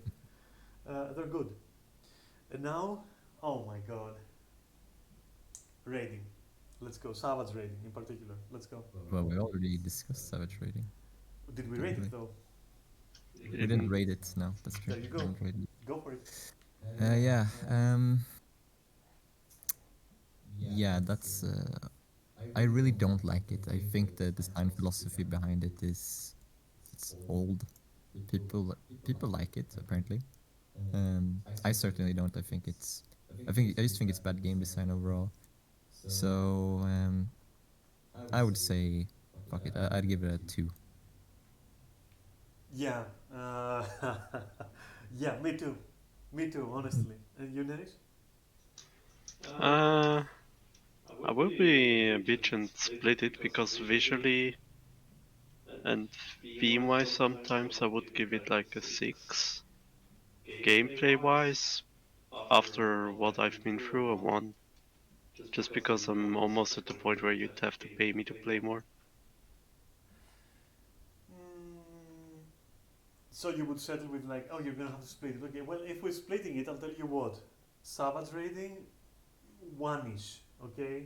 Honestly, like, maybe 2. Okay, I'll stick to my guns. 2 for Savage. If we're talking extreme though, Oh no, I'm not meaning in that regard. More like a gameplay and visual Oh, visuals? No, no, no. strict. Leave visuals out. Alright. Completely. No, gameplay 1 at this point. All right. I'm gonna and for extremes, let's break it down like that. Or do you lump them?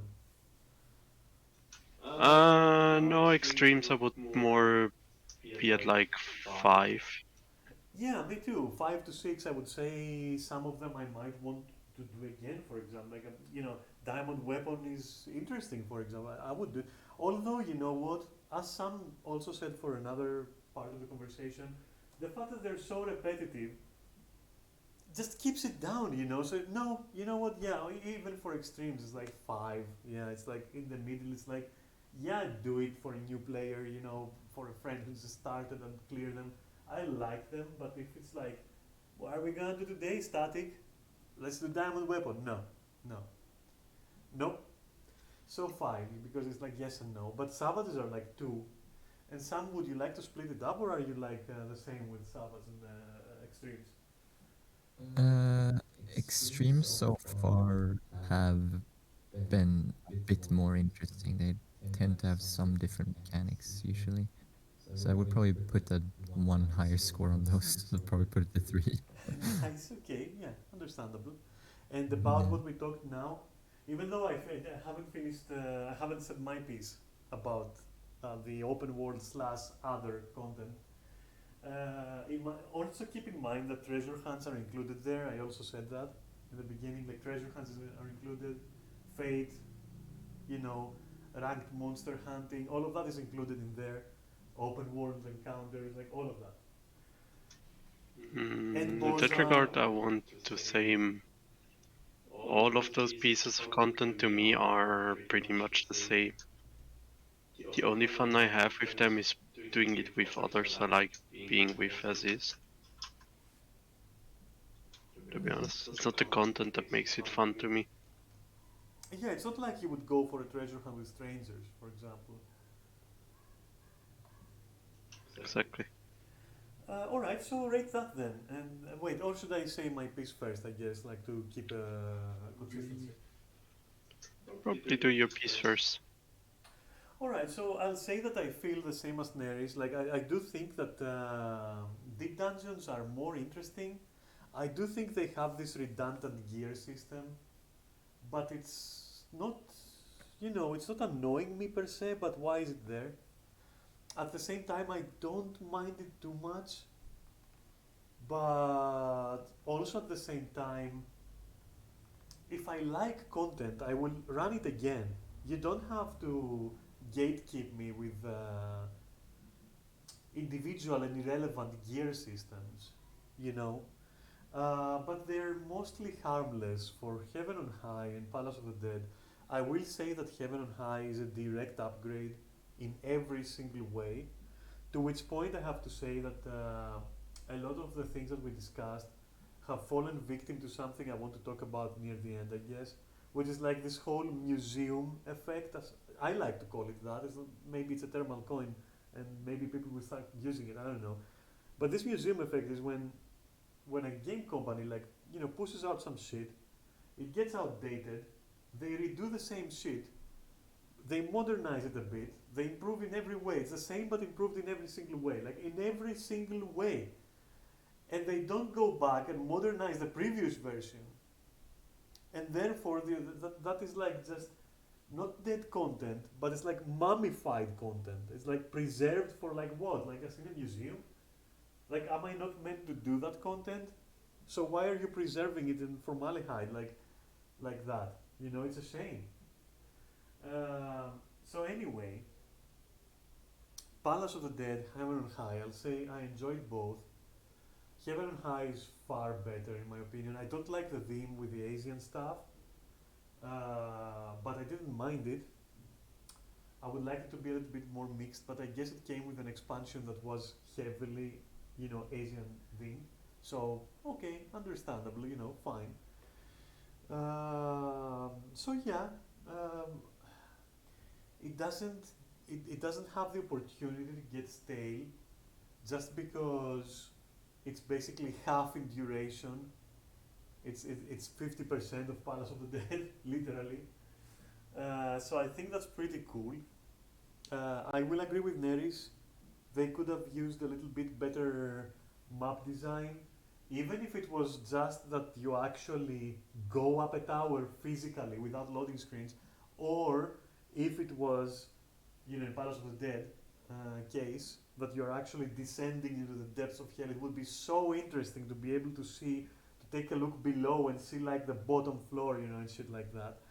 There are so many fucking missed opportunities with that shit. It's unbelievably underutilized.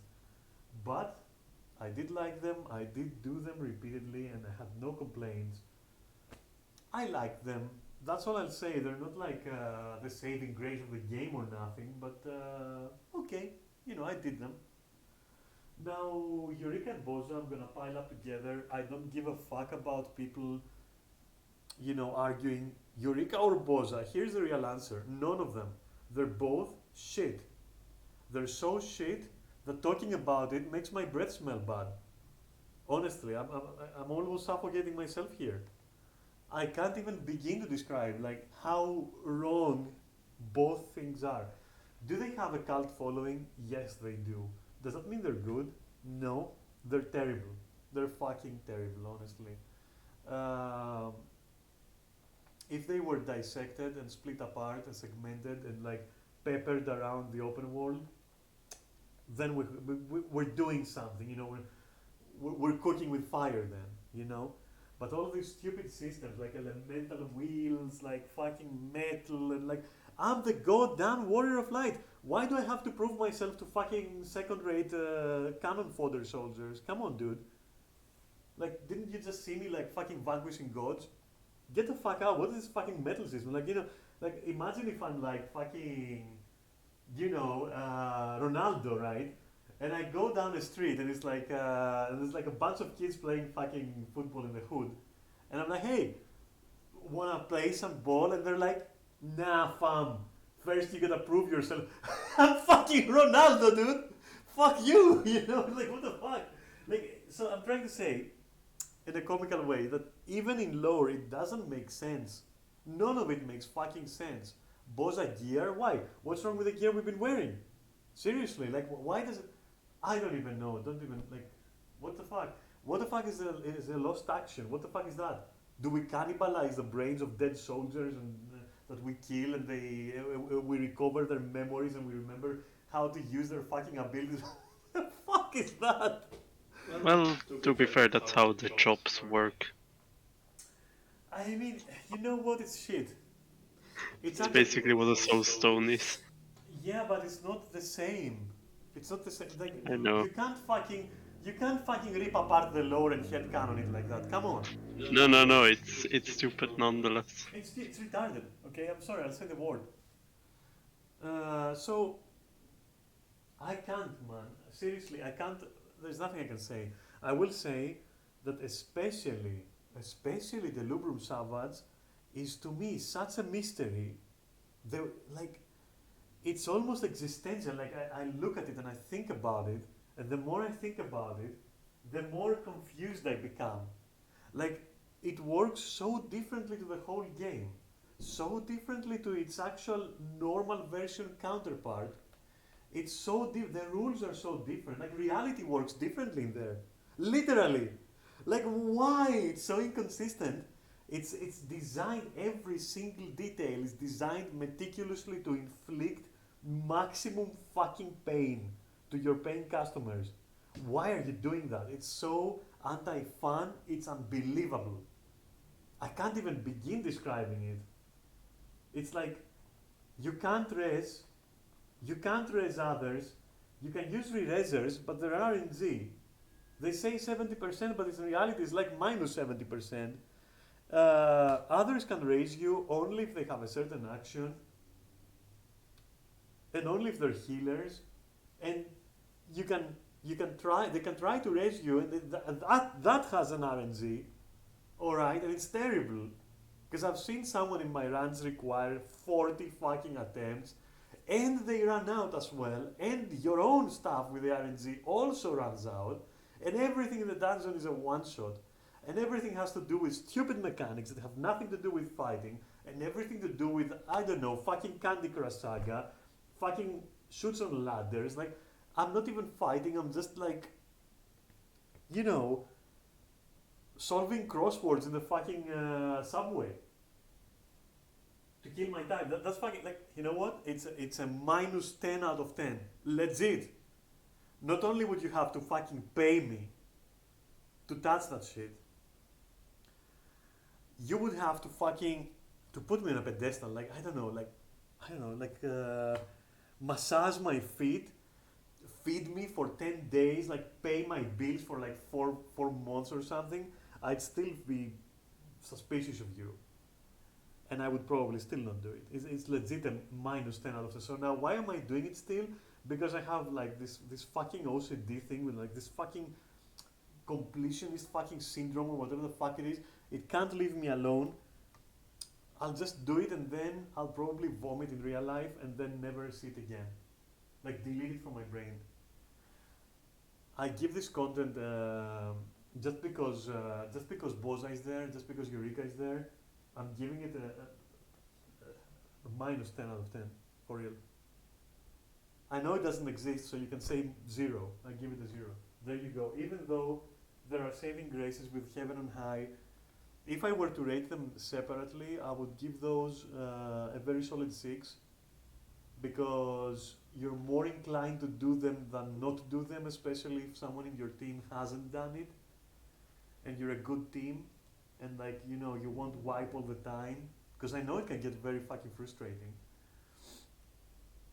Despite people having soloed both multiple times and like speedrunning them, I know it can be, for the average person, it can be frustrating, but it's definitely more towards the side of I'd rather do it than not do it.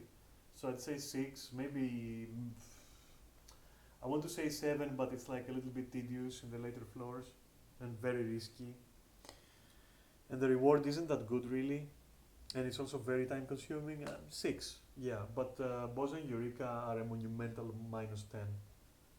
From lore to visuals to everything, they are everything that's wrong with Final Fantasy for me. There you go. Moving on.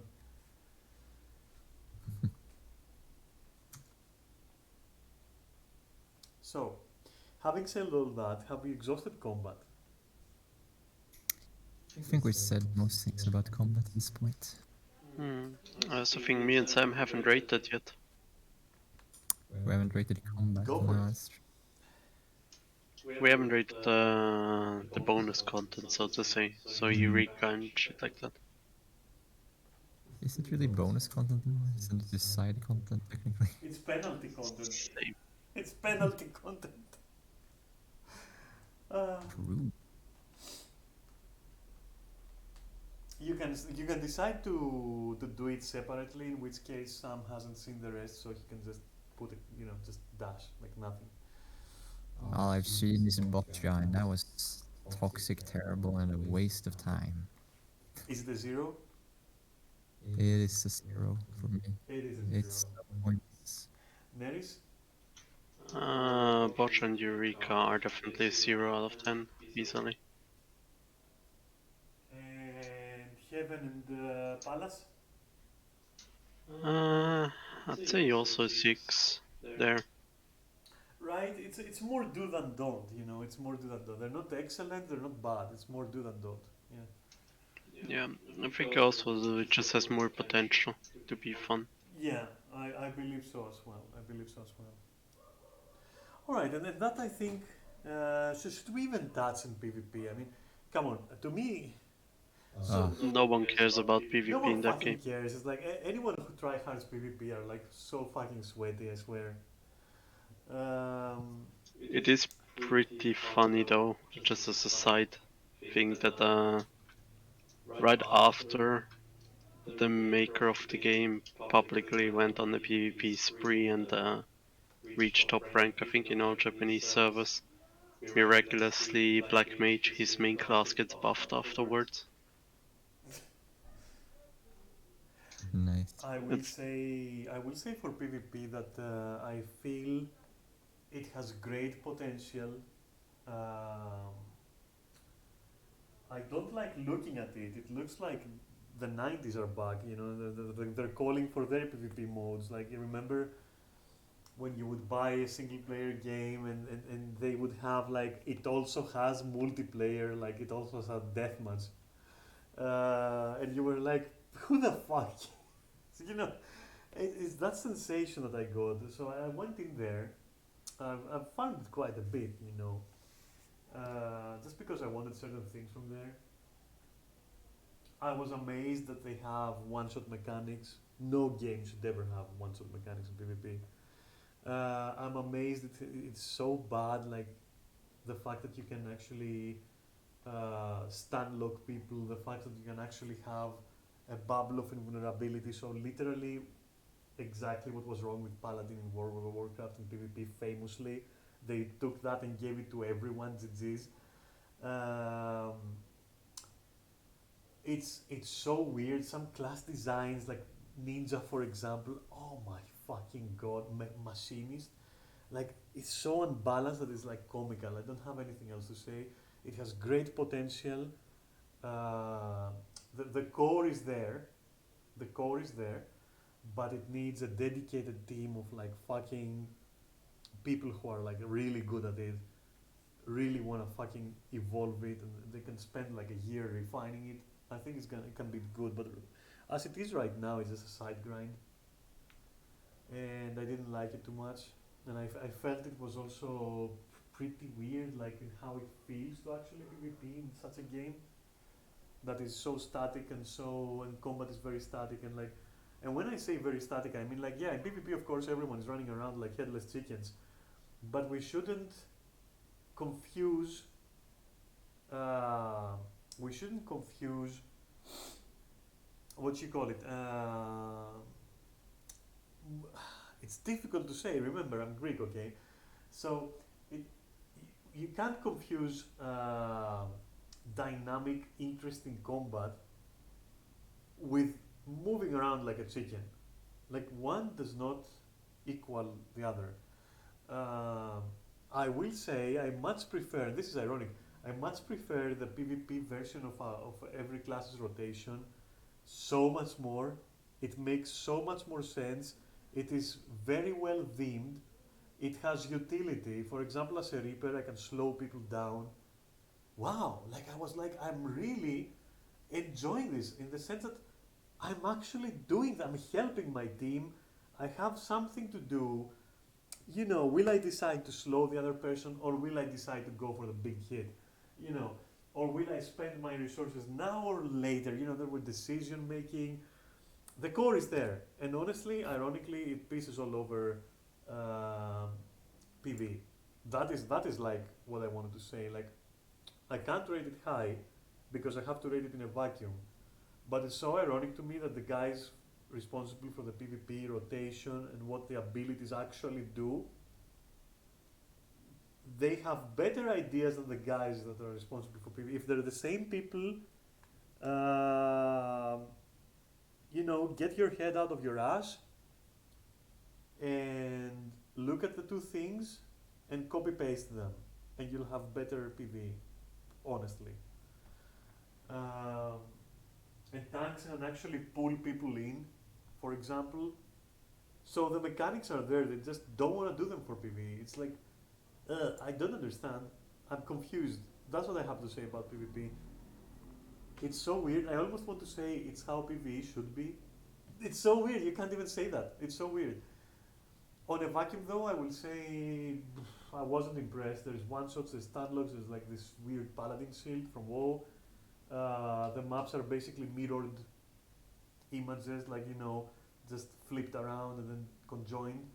There are some very weird rules, like especially in Crystalline Conflict, like they don't make sense. One person can fucking has the same control potency over the crystal than five people. So if it's like one of their team and five of your team, the crystal doesn't move towards their goal. Like what the fuck?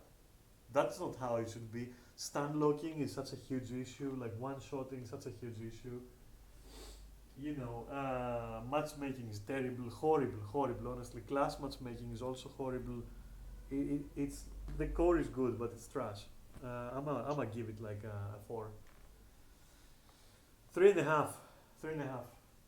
Fuck it, 3.5.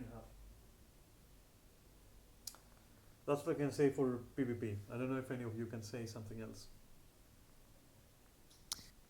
I felt more like PvP was a plug-in for Final Fantasy rather than its own mode. Yeah, it's almost like a mod, right? It's almost like some people are modding it in. Yeah, it feels very, very weird. I don't know.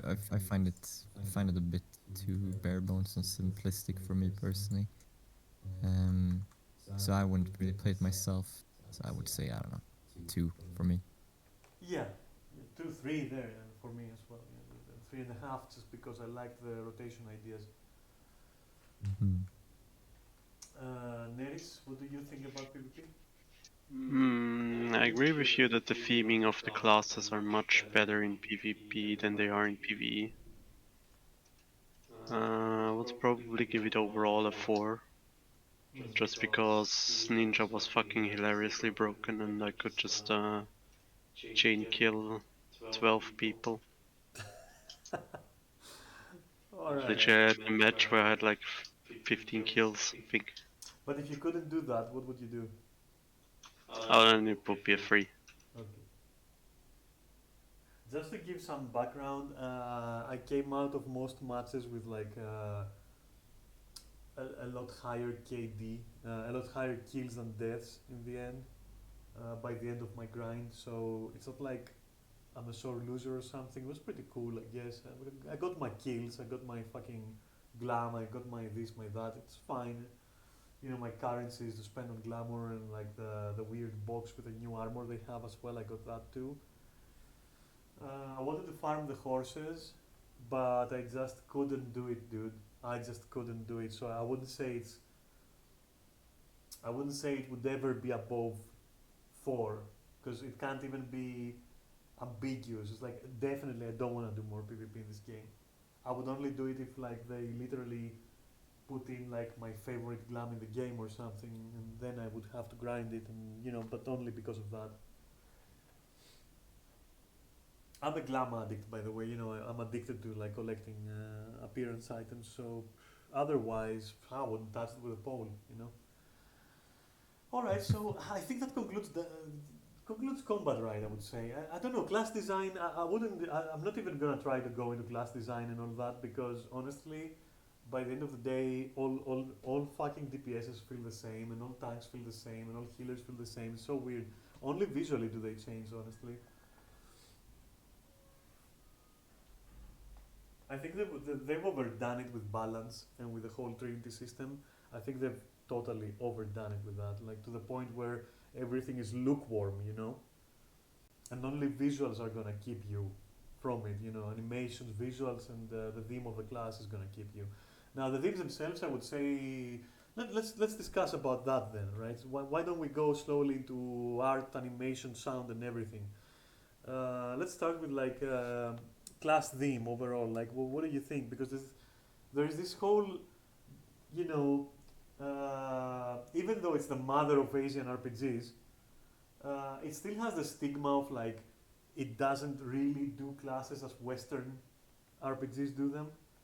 What do you feel about the classes and their themes in general? Sam, you first. You're the newest.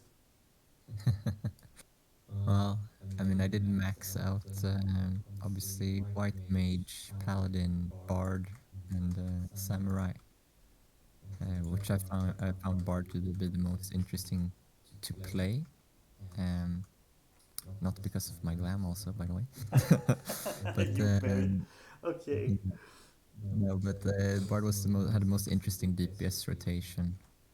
But I think overall, what I think about classes is, from what I've like seen and experienced myself, I feel like they are not very unique.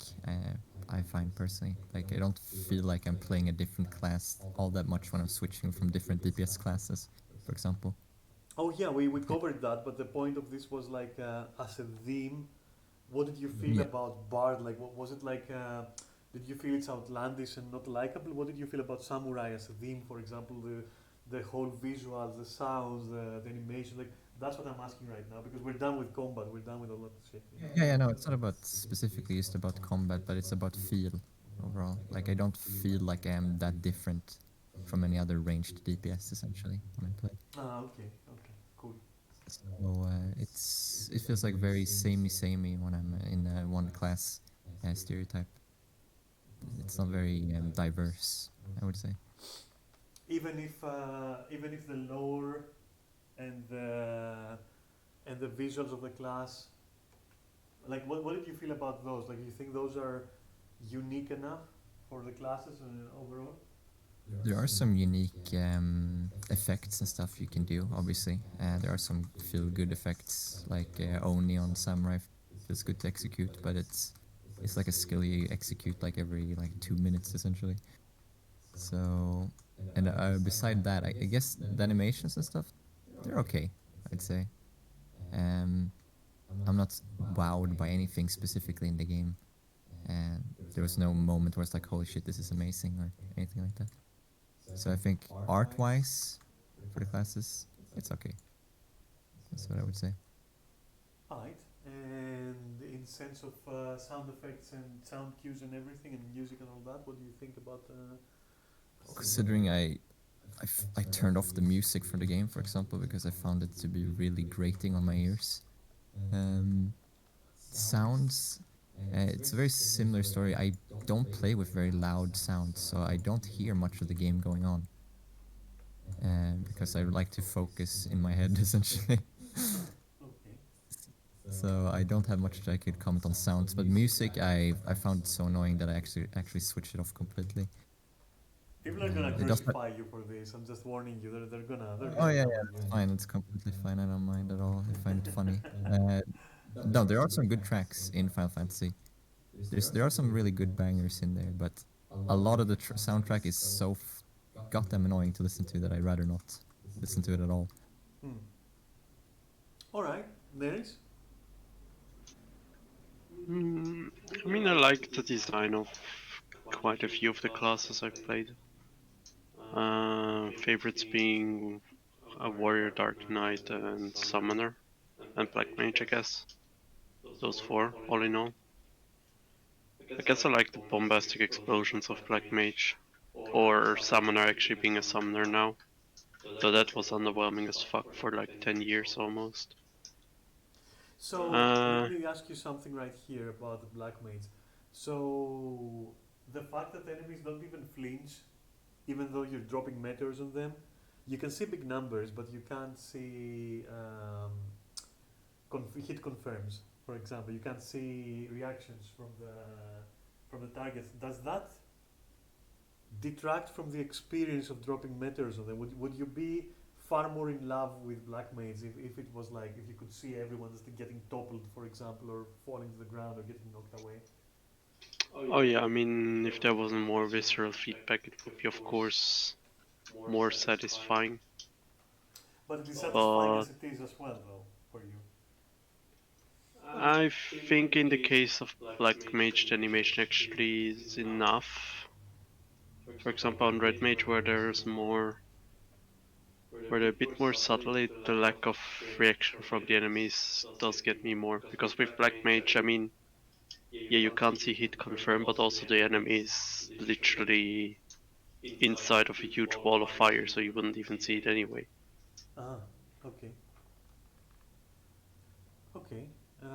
Animation, sounds, any remarks you want to make? Yes. Why did they remove all the good looking Dark Knight skills? Every single one of them. Okay. Sounds? Yes, why did they remove all the good sounding Gunbreaker skills? Every single one of them. Damn, okay. Well, Yeah, go on. it went from a weird metallic lightsaber, which kind of fit sound-wise, into a fucking club, which doesn't make sense for a gun saber. Gunblade, I guess. Gun saber is another game. Don't don't do that right now. Don't. I'll stop you right there. Do not even dare. Okay. No, I'm not gonna compare, but Yeah. Don't just to clarify. compare. We don't want to compare. We're taking it in a vacuum. Honestly. Uh, all right. I guess it's me then, right? True. Well, I'm gonna start with the easy stuff. Sounds. I don't mind them. I don't notice them.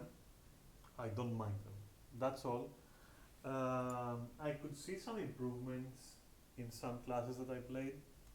For example, Scholar, I don't remember a single sound.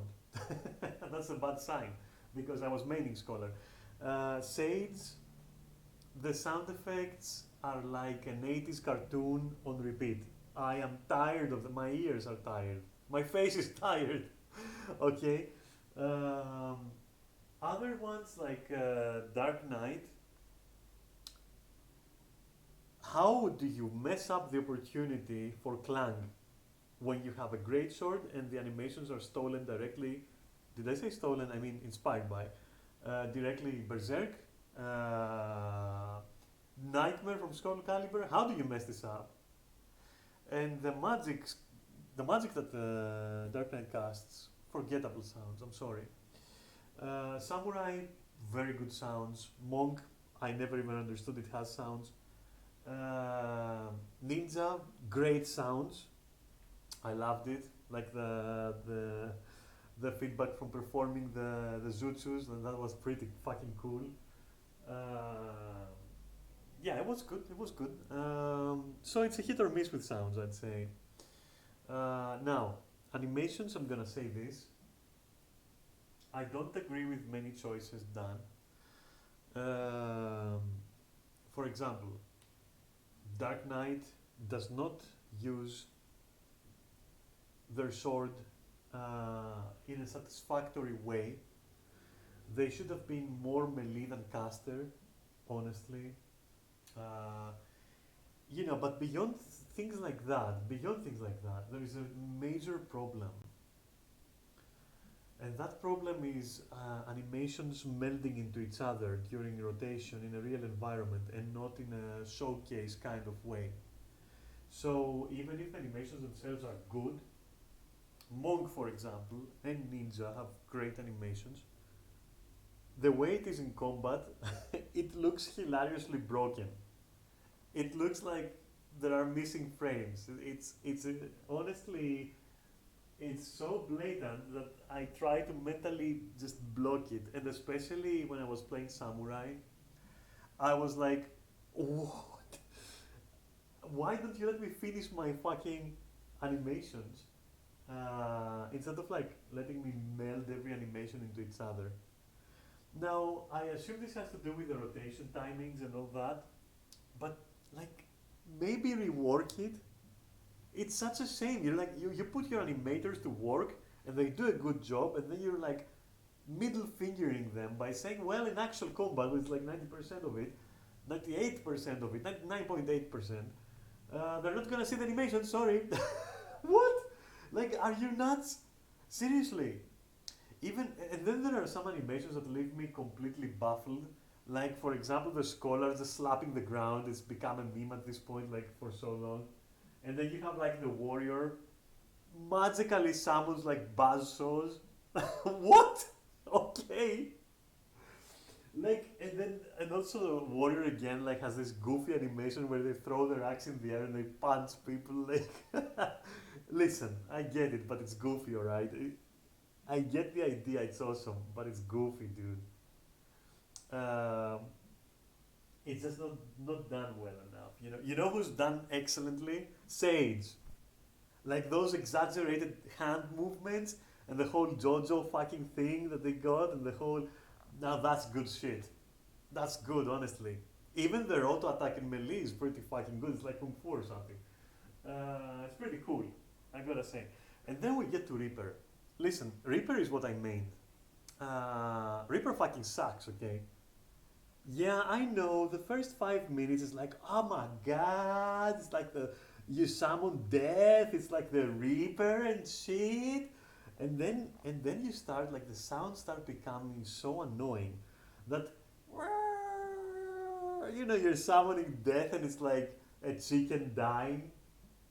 And then you're like you can't even see like the animations are so similar to each other, especially like when you enter like Reaper Shroud and you're cleaving with your like 1-2 move.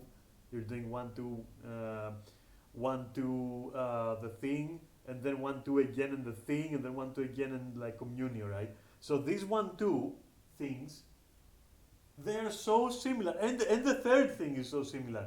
You know what's the only good thing? Communio itself. It's like where you know your character does this like anime pose and like throws up blue, not blue, sorry, that red fucking blood bolt or whatever the fuck it is. That's amazing. But in general, Reaper is utter garbage visually. You can't discern the moves, you can't discern the animations, you can't discern the art. It's all so fucking samey, it's crazy, dude. That's the class in 2022. Listen, the theme is amazing. The theme is amazing, okay? And the fact that you summon that ghost and it's fucking cleaving in front of you, cool. And that's all I remember. Because everything else is the same fucking thing. Like it does nothing. Like there's some fucking dust cloud. I mean, what are you doing? Are you fucking kicking dust and blinding your opponents? Are you fucking a dirty fighter? What are you? What is this shit? I don't fucking know. I don't fucking know. And don't even get me into the fucking class itself, because I have huge complaints that have no place in this discussion, because they're very personal and isolated complaints, like having to maintain the stupid death omen on your opponent. What the fuck? Like buttons to just press buttons. Fuck that shit. And you know what? No, I'm gonna go there. Right now, I'm gonna fucking go there. Samurai mains, okay? Complaining that they took away their fucking tactical option of like buffing their next move. Dude, it was never an option. If it was, you were doing it wrong. End of story. If you thought that was an option, and there was any decision in when to do it, you were doing it wrong. And if you didn't have enough resources to do it when you should be doing it, you were doing it wrong.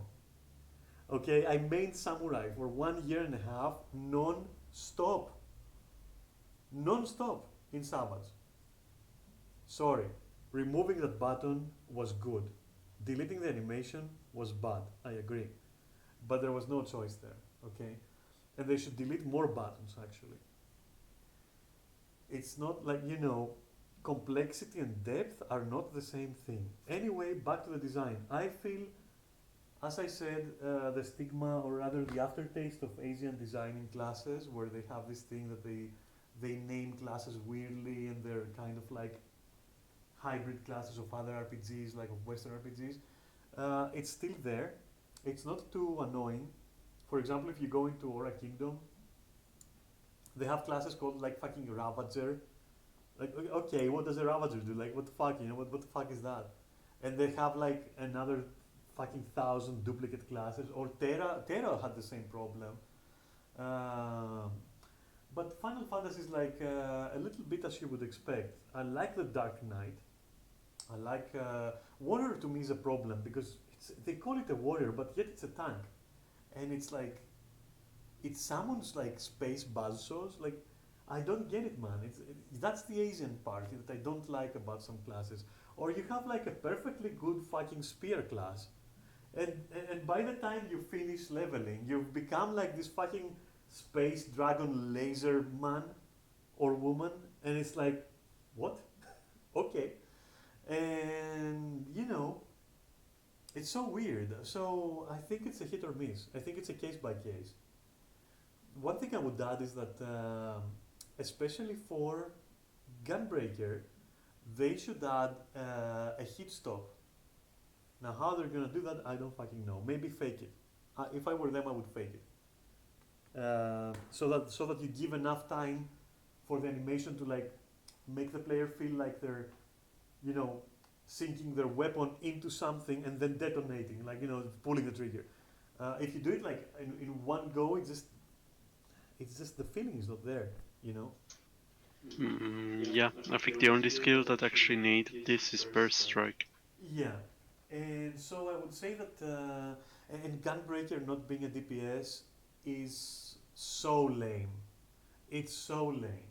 First of all, did we really need like even one more tank? That is also, Yes. I mean, come on, I don't know, really, I don't know. So I'd say it's very hit or miss, I would say, with class design when it comes to theme, to the lore. I mean, the lore I don't really care about, I'm gonna say it right now. Like, for me, I can't rate based on that. Like I didn't study it. I didn't care for it. I'm sorry. Okay, so visually, thematically, sound-wise, class by class, case by case. So class by class. There are some that are terrible. There are some that are great, and there are some in between that are both great and terrible at the same time. It's not stable, I'd say. Let's go, fucking. Rate that then, I guess. Or should we rate artwork, design, and all that together? Let's do it together, right? Let's do it together. So next, world design. Hey, Neris, go first, I guess. Mm, some Vistas Arcade in world like the map design and such is utter trash generally. All right, so we're talking about props, we're talking about immersion, we're talking about NPCs to talk to or not talk to, placement, colors, sounds, anything, music, maybe everything like that in terms of world space. What what's like Uh, your take on all that? I'd say very shallow for the most part. I had some interesting vistas. I did like, for example, God, I even forgot its name. Amarot, for example, I liked. I liked some of the atmosphere in Shadowbringer in general. Or Ultima Thule, I liked the look of it at the start, but it's still very shallow. There's no difference between being at the end of the universe where dying civilization congregate and being in like a fucking Western Lanoskia where pirates and fish say hello to each other.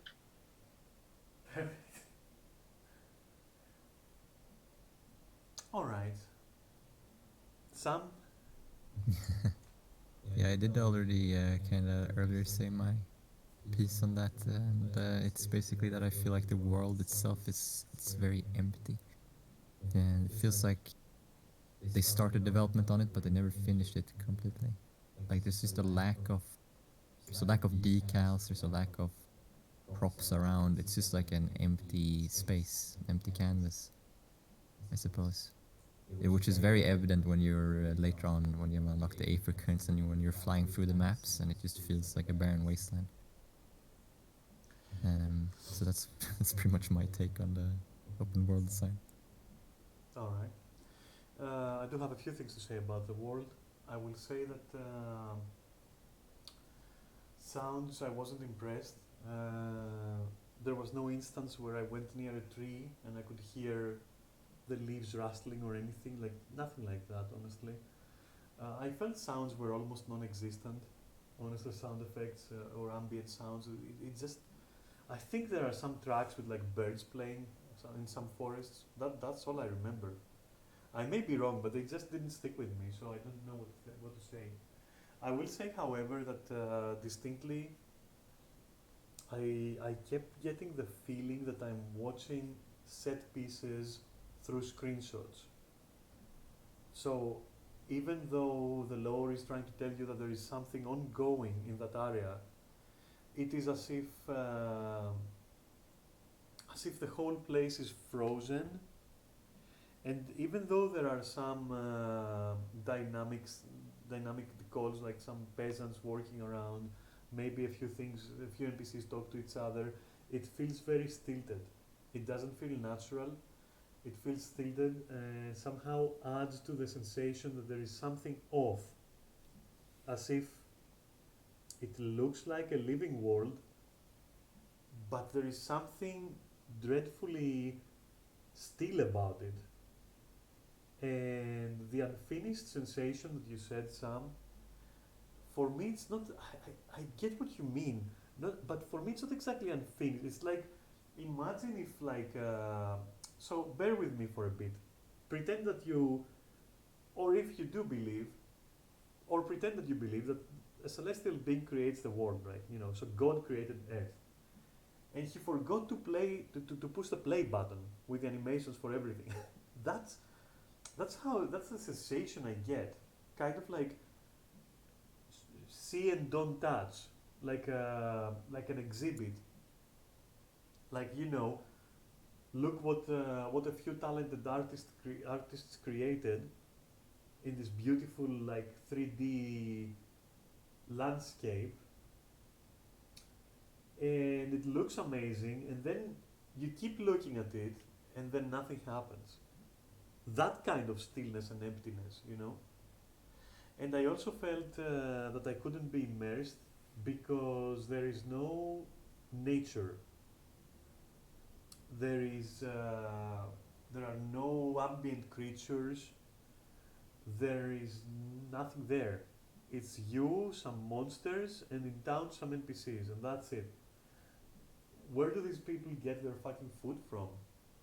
Uh, Monsters are too numerous. Like so, I guess we're going also into problems of scale. If we're talking about that, problems of scale and of believability. If you suspend your disbelief, it works kind of, but you shouldn't have to because it's not a movie and you're supposed to be immersed. The you know the various visuals are supposed to hook you, to keep you there, and they do manage that in certain hotspots, right? In certain hotspots. Um Parenthesis, something that honestly bothered me too much is how, for example, they don't have little bits and details. And again, I will try to not go into comparison. All right, I'm trying really hard right now. I I'm not gonna spoil why. Like for example, you don't see guards rotating their shifts, so it's always the same guard in the same place with the same weird name that is not even a believable name. Like Adskligdf. What the fuck is that? Go and see it right now in Limsa. How would you allow your NPCs to be random name generated into Askdlf? Like, do you think we're fucking idiots? Like, we won't notice that this name is like badly generated. And then some people made it like headcanon that this is like, maybe it's also in the lore that this is actually legit names for that race. It just sounds dumb, I'm sorry. It's just shit namings, you know? Fix it. I think those are just Nordic names. What? No. Actually, being legit called Adsglhfth is not a name. Yeah, okay, no, some of them are actually Okay, I'm bullshit. sorry. There's no Nordic names, and the NPC is a Rogadin, by the way. So no. But anyway, there are many bits like that, and then you have like the tribes as well. To me, the tribes were extremely unbelievable and extremely unlikely. Not that I don't believe in fairies, quote unquote, or that I don't believe in fucking, um, sea lizards or whatever else we help along the way.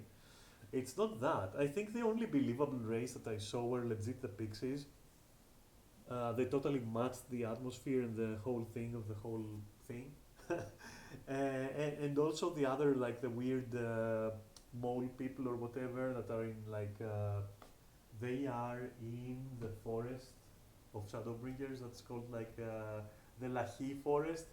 Isn't there like a race there that is like they're trying to dig out some Ronkan uh, archaeology stuff, right? I don't remember their name.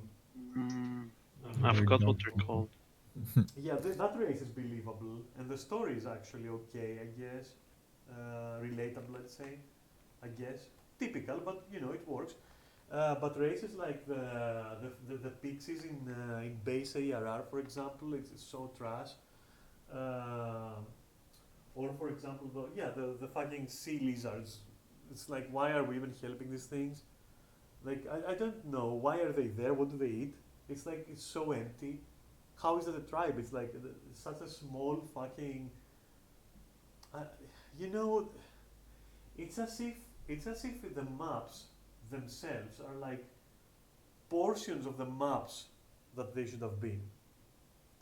That does that make sense? That makes sense, right? It's as if. Wait, why are you silent? Does it make sense? Yes, it does. Kind of. And you can see that because I think that's what they're going for because if you open the map and you see where its map is, unlike other cases, I don't want to compare. It doesn't feel like you're naturally transitioning from one map to another. It feels like there's lots of ground in between, which would have been very nice to have, so that we can actually have a large open map world that is interesting to explore, with interesting things to see. There are some sites, but they're very far and few in between. Like for example, a flooded volcano in in the Lahi forest again, in the Bunny People forest again, which you have to search to find a little bit, and it's like it's inactive, and it's like it has water in it, and you can just jump in there and like I guess like float in the water. I guess it's cool. And to this, I have to add that Final Fantasy by far has the worst water I've ever seen. And I know that water is like a very hot topic in general, a very heated topic, I'd say. Like, is it good to have water levels? Is it good to have swimming? Is it good to have underwater combat? If done right, yes, it should be there. But Final Fantasy is just unexplainably bad, both technically and visually and immersive wise. Um, and water is very very dead, and I think it's the deadest thing I've ever seen in my life. It's like Death Stranding levels of dead water. It's like there's nothing in there. Even the fish float above it, like literally. And I'm not saying it should have underwater combat if it doesn't want to do underwater combat. That's their fucking decision, I guess. But it feels dead. Honestly, it feels dead. And the whole loading screen thingy, it just takes you out of it completely. Uh, or the feeling that you can't freely dive in and come up also feels, how can I say this? Like, as if it wants you to not do it, it wants to keep you from exploring that stuff. Uh, and on the contrary, when there is like environments where there is like ankle deep water, or for example, wait, you can't hear me, but Sam and Neris can hear me though through Discord, probably. Yeah.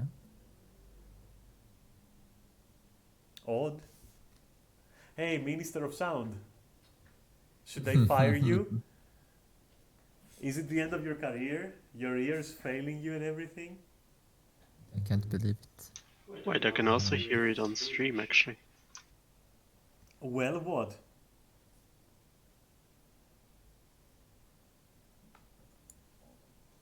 Because I just heard my own voice, I don't want to do that again. Never again. Anyway, until Sriel decides what I should do with him, I'll continue and say that, yeah, the water is very problematic also on a technical level, because I don't understand why there has to be a static loading screen to go in and out of water. I think it limits your sense of exploration a lot. But anyway, some cities are nice, I will say. Very few cities are nice, I'll say it like that. Most are forgettable. I think the three main cities are pretty good. I think Limsa is pretty good. Unironically, I feel Limsa. Imagine, I'm not talking player base right now, I'm talking about like local. It's pretty good. I like it. And then there is like, what is it? Well, Gridania, I guess, is serviceable. It's like a weather, not a weather, a forest settlement. I guess it's serviceable. And Yeah. what else? Like a Sarlayan or whatever, the Charlatan town of the new expansion, pretty good.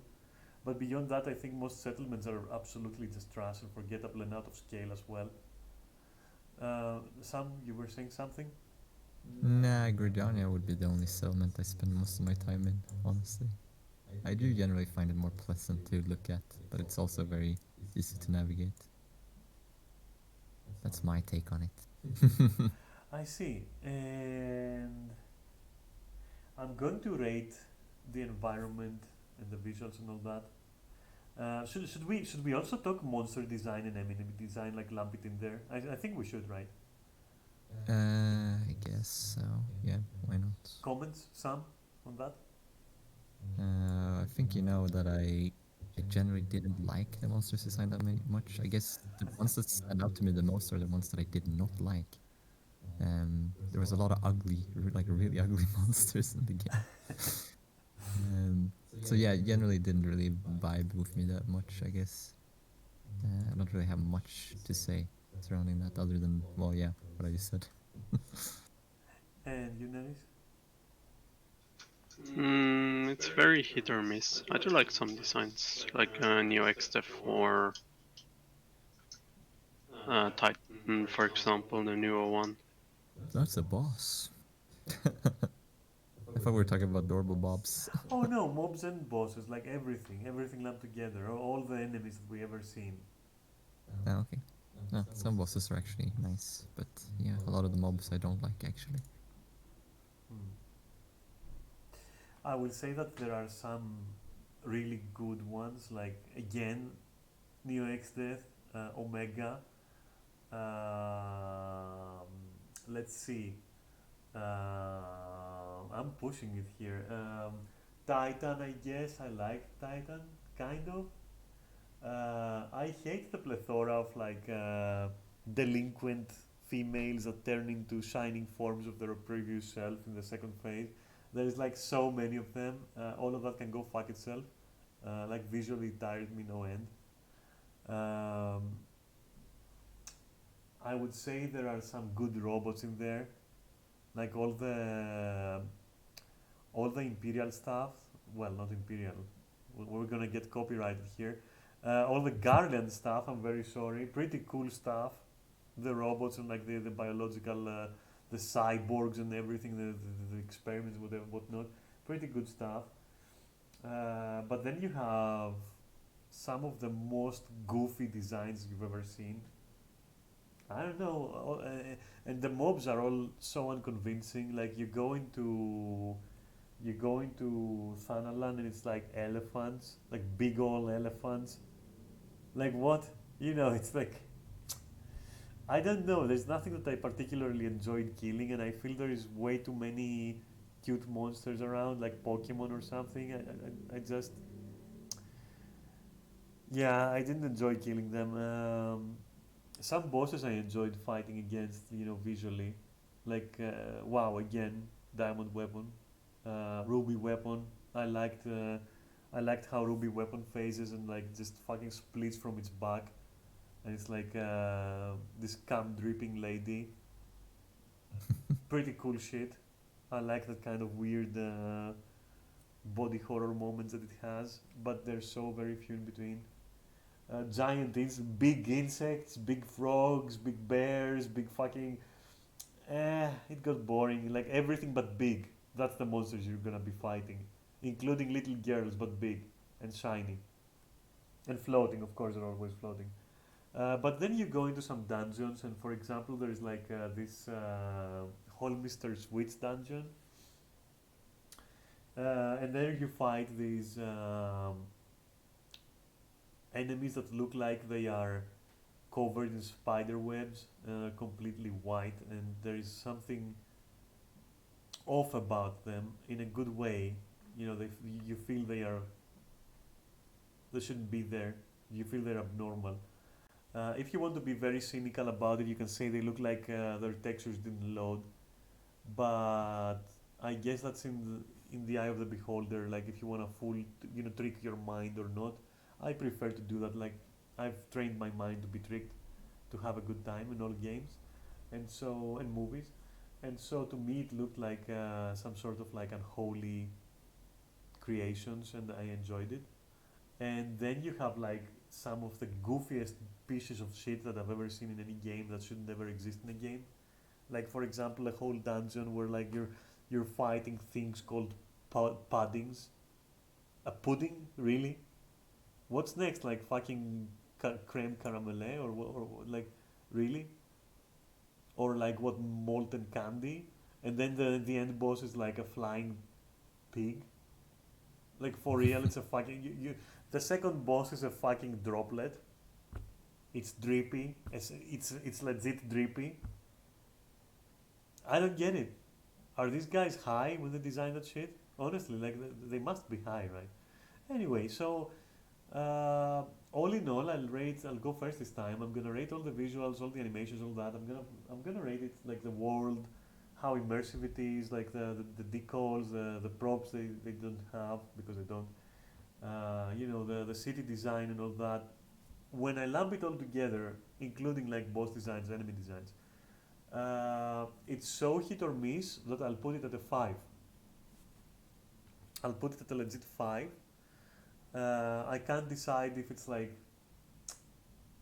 leaning more towards I like it or I don't like it. I'd say it's definitely tolerable. Definitely, even in 2022, I'd say it's tolerable. Okay, even with its empty feeling. So it's not a 4. But is it a 6? Is it slowly like growing on you? No, I don't think it grows on you. I think it stays static at 5. That's it for me. You guys? Talking world design. And the enemy and all that, all the visuals, all the atmosphere, the environment, all that shit, Yeah, no, with the enemies it feels like you're embracing like the Pokemon ideology of just like, oh, let's look at random objects and make them into enemies. And then you smack them down here. For no reason. Okay. There's really no rhyme or reason for enemies to be in very many locations. And like I said earlier, the world feels so empty. So for me, I don't know, I would put it at a 3, personally. For me, one of the worst things for me has been, like you say, it's empty. That's your biggest complaint. Yeah, there's just a lack of things. There's a lack lack of of things, like environmental project props, and there's a lack of like decals and stuff like that. Things that make it feel alive, essentially. All right, okay, I get it. Dennis? I'd say it's also a 5 because it's a lot of hit or miss as well.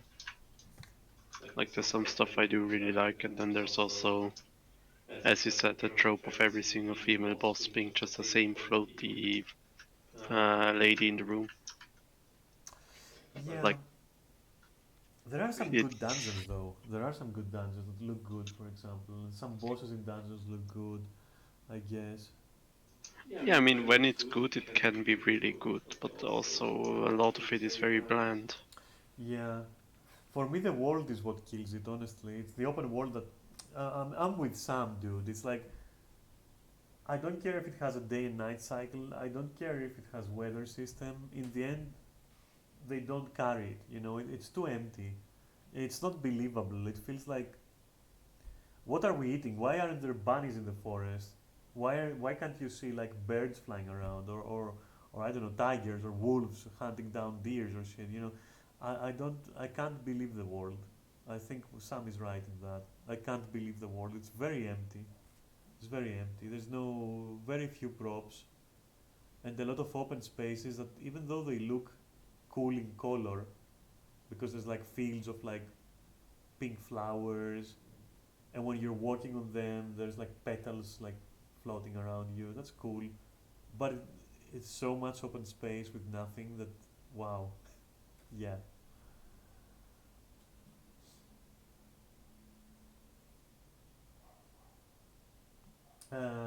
All right, so 3, 5, and 5. Okay, and I think from the top of my head, I think what's left to discuss now, unless I'm wrong, if you guys remember something that you want to discuss or add to previous discussions, or something specific you want to rant about, just go ahead, okay? I'm not a referee.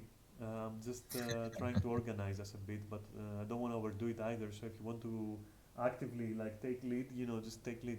It's fine by me. There is the big elephant in the room, which is like the story and community of the Oh my game. god! No, no, no, no, no, no! Separate those, please. Like right now, right the fuck now. Separate them, please. No, because they go hand in hand as well. They do, but no. Please try to separate them. Honestly. Dear Lord. Yeah, let's go for story. Okay, let's do it. Let's fucking. This is gonna cost me all my fucking viewers, and I'm gonna fucking die in a cardboard box. Wait, that's You're gonna dead, man. happen anyway, so let's go. Yeah. Pull Story. up. Sam, you go first. You want this? I can feel it. Let's go. I want this. Well, I did. What is there really to say?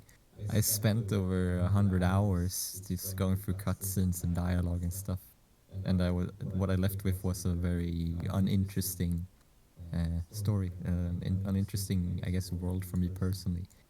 There was nothing to really pull me in. The characters were, well, as bland as they come. Like the Scions are extremely boring characters. Like they are not interesting, and I don't root for them or anything like that at all. And the Warrior of Light, well, that's just a messiah complex wrapped up in one character essentially. You're basically demigod of that world essentially. No, I just found I found it's just not interesting. I suppose it's not for everyone, I guess. And through like halfway through Endwalker, I just decided to say, "Fuck this! I'm just gonna skip everything." So I just decided to skip everything, and I haven't looked back since. What else can I say? Damn. All right. That's pretty condemning. That's pretty damning, I should say. Okay. Anything more? No, I'd say that's about it. It's okay. For me, it's a mediocre story. I've seen it before, and I've seen it better in single player games as well. So it's not something I would never buy the game ever for the story because I don't think it's good enough for that. Essentially, All right. Do you want to proceed with your rating, or do you want to think about it while me and Neris go at it? the story in general, Yeah, the story. Yeah. yeah, I don't know, 5. I would live perfectly in the middle. It's okay. That's what I say. People are.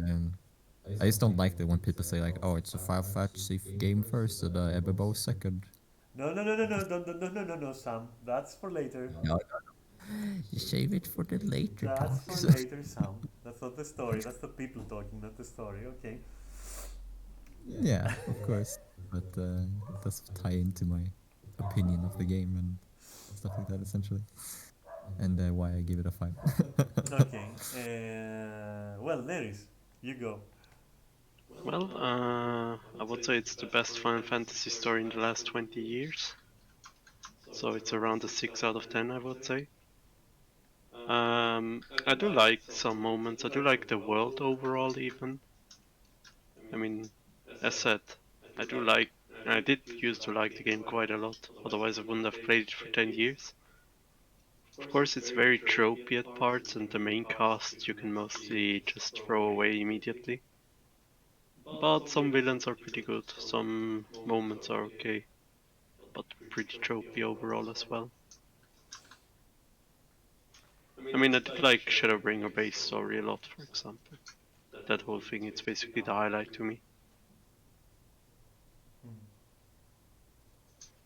Yeah, I'd say 6 out of 10 for me. All right. Best Final Fantasy story. Okay. Um, I've played the following games. I need to say that before I give my rating. Okay. I totally No. respect the opinion of people who haven't ever played a game in their life. I assume for them it's a masterpiece. But I've played the original Deus Ex. I've played most of the Ultima games. I've played quite a few old adventure games, a lot of which have amazing stories or just fun stories, full throttle, cuff cuff. Um, Day of the Tentacle. I don't want to go on, but like I've played uh, a lot of games. Honestly, Dragon Age, fucking gobble all of that. Mass Effect, gobble all of that.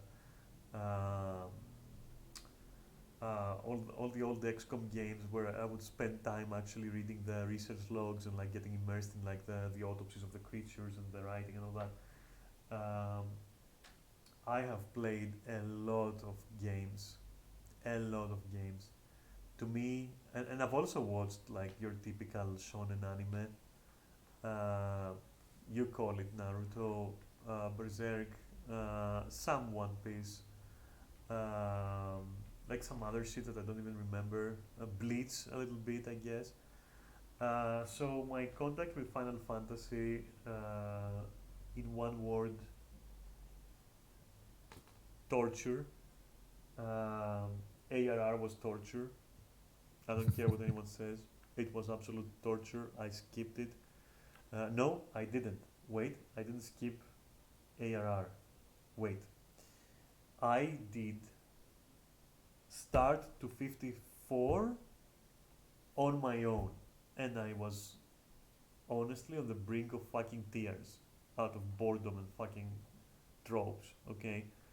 Uh, I started the post patches and into Heavensward, and I was already skipping all dialogues. Eventually forced into buying a story skip. I just couldn't fucking stand it. I was feeling like I was losing life force going through that shit. I stopped skipping a little bit in Stormblood. Big mistake. Immediately started skipping again. Um, I think when I bought it, it was. I think when I bought it, you had to do Stormblood or something. I don't remember. I honestly don't remember. I remember trying to get into Stormblood a bit, or was that maybe that was like for the tribes, and I remember wrong. That's how fucking much I was paying attention. Not because I didn't want to, but because it really just didn't keep me, honestly. And then fucking Shadowbringers, right? I liked that. Like in a vacuum, I liked it. The innocence thingy, I liked it. Emmet Selk, in my top 30 villains. That says a lot. I have a lot of villains that I like. I love them at Selk. The end of Shadowbringers, legit I cried for Emmet Selk, and for the conclusion. Legit. And imagine, I skipped a lot even in Shadowbringers, like a lot, but I didn't skip the innocence part, and I didn't skip the end there with Emmet Selk and everything. It was pretty beautiful. And then Endwalkers came. No, wait. First, post patch, post story patches for Shadowbringers, atrocious, murdered the fucking lore. That shit with the Warrior of Light, atrocious. And then Endwalkers happens, and my dude, I decided not to skip in the beginning until I noticed pretty fast that the pacing is absolutely horrendous. It's so horrendous, and it fails so bad at establishing stakes that I was like, I have nothing to do here. And the villain, Meteon, oh, oh, one of the worst written villains ever. Basically, you're fighting space depression. It's the stupidest shit I've ever seen. So, all in all, having done every single side quest in the game, every single quest in the whole game, every single quest, tribes, everything. I've done everything in the game, all of it. All right, all. I'm gonna give the story and all the quests and the side stories and the side quests and all that and the main story. I'm gonna give all that a 3. I'm sorry, it's a 3. It's completely forgettable. It's not bad to the point where it's offensive, but it's forgettable and irrelevant, and I would rather headcanon that I'm not even a Warrior of Light, to be honest. Not because I want to RP or something, I just didn't fucking like the Warrior of Light lore. The lore around what you are.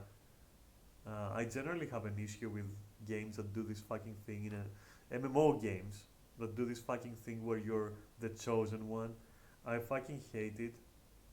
MMO should never be about that. I'm trying to judge without that, alright? So just the story itself, yeah, it's a 3. Sometimes you want to make it a 4. I don't know. I'll stick with 3 though, because it's below the point where I want to talk about it actively. It's below the point where I would discuss it. I would discuss some villains. I would discuss Xenos, one of the worst villains ever as well. up there with Meteon. Like both of them are like trash, legit. I would discuss things like that, but there is no circumstance where I discussed it and I was like, I think with Sam, I guess I discussed it a bit and I was like, the Emmett Selk storyline is good. That's the most I've discussed about the lore, and I honestly just don't fucking care. As for the scions, you may have noticed that I didn't even mention them. That's because I'm right there with Sam on this one. Like this bunch of like side heroes is so cliche and predictable that it's not even funny. I did like some other characters around the scions. For instance, I was interested in the whole in Endwalkers. You go to the Labyrinthos, and there is like this laboratory, and the head doctor there, who is also the father of two of the scions, if I remember correctly. That guy looked very interesting as a character. Why don't we have him instead of like those two kids? I don't fucking know. Um, I think at one point some characters also died, but I don't know. It's just it's a 3. Sorry, it's a 3. I can't. I You would didn't like to give it a cry. 4, but it's a 3. You didn't cry when Pappy Moo got killed. God no. And then can I just say, if it was a 4, it's a 3 just because of the space bunnies. And I don't give a fuck if Japanese people think they're like they have legends about bunnies on space. I don't fucking give a fuck. It's dumb AF. I'm sorry. No offense to anyone's culture, but that idea in the game is dumb AF. Okay, sorry. Just, that alone is a -1 point going to 3, straight up. Mhm. And that combined, I'm gonna be generous. That combined with the fact that people tell you in Endwalker, oh my god, the sky is falling, it's fucking apocalypse everywhere. Go and talk to that guy over there. What? And then there is also the other point where, how is Meteon even a thing?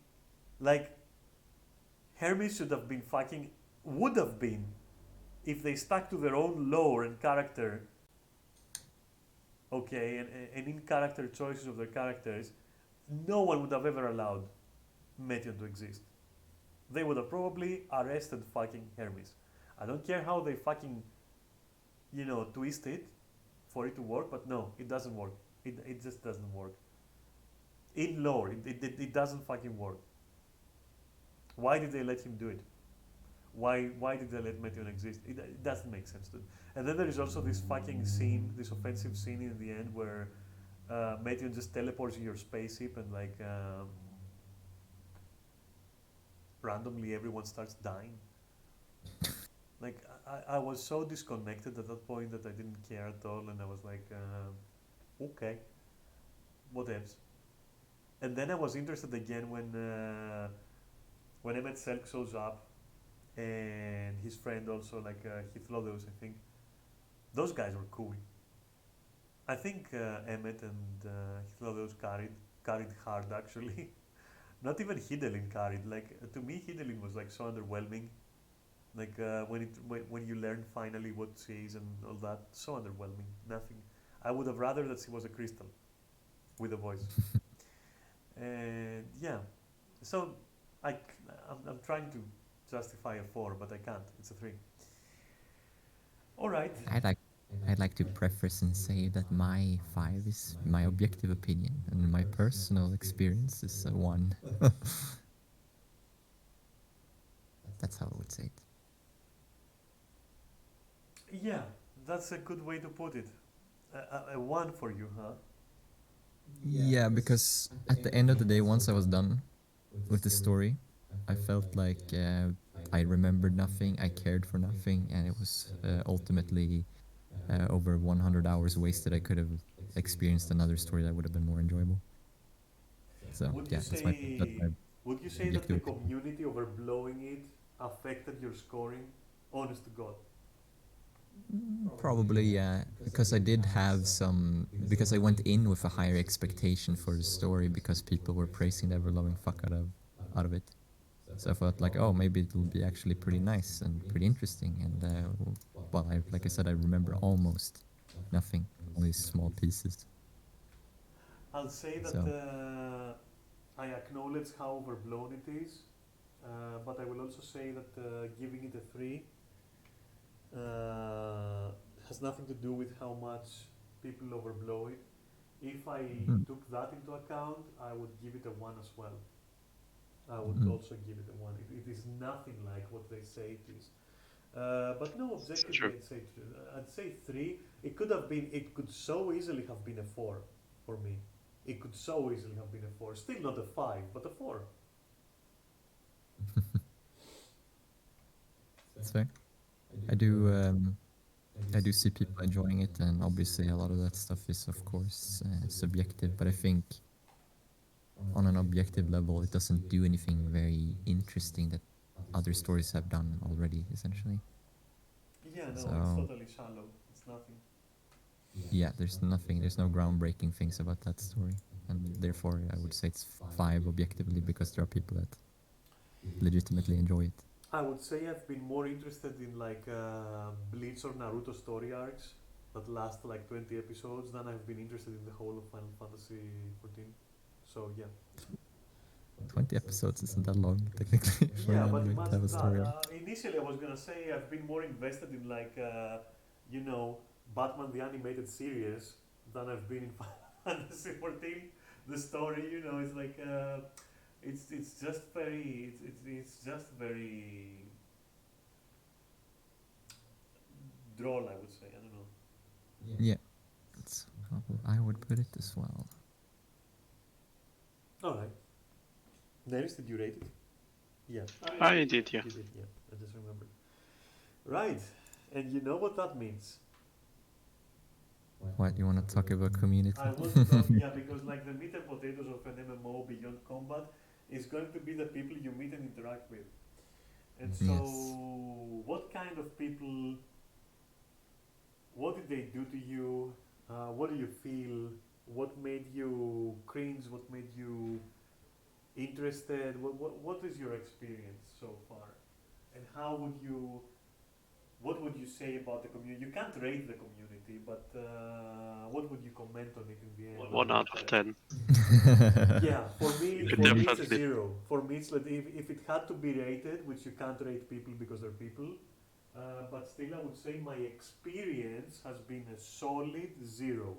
Solid 0, like a huge 0, like a neon sign 0. Honestly, it's, like not even if you paid me would I want to interact with these people. I'm sorry. They're just extremely creepy for some reason. They're all extremely cult-like. If you do any critique in game on any Final Fantasy element, then prepare to get like bombarded by like people telling you that you're wrong and being extremely butthurt about it. It's a huge veil of forced positivity. Yeah. No, it's the worst MMO community I've ever been a part of. It's deplorable. You I know, they're not. It's not a bad community because they cheat. It's not a bad community because they are toxic in the sense of they're gonna be like, "Oh, your mama is so fat." They're not. No, it's other more substantial problems. So we all agree, for example, that there is a lot of like toxic positivity. I would say forced positivity slash toxic positivity to the point where they praise things no end and they're like they expect you to be super cool with everything that the development team does and it, so there is that. Do we all agree on that? First of all. Yep. Yep. Okay. Second point. It's a very cult-like player base. That to me is always a red flag on any community when they exhibit cult-like behavior. I don't like that shit. Honestly, it creeps me out no end.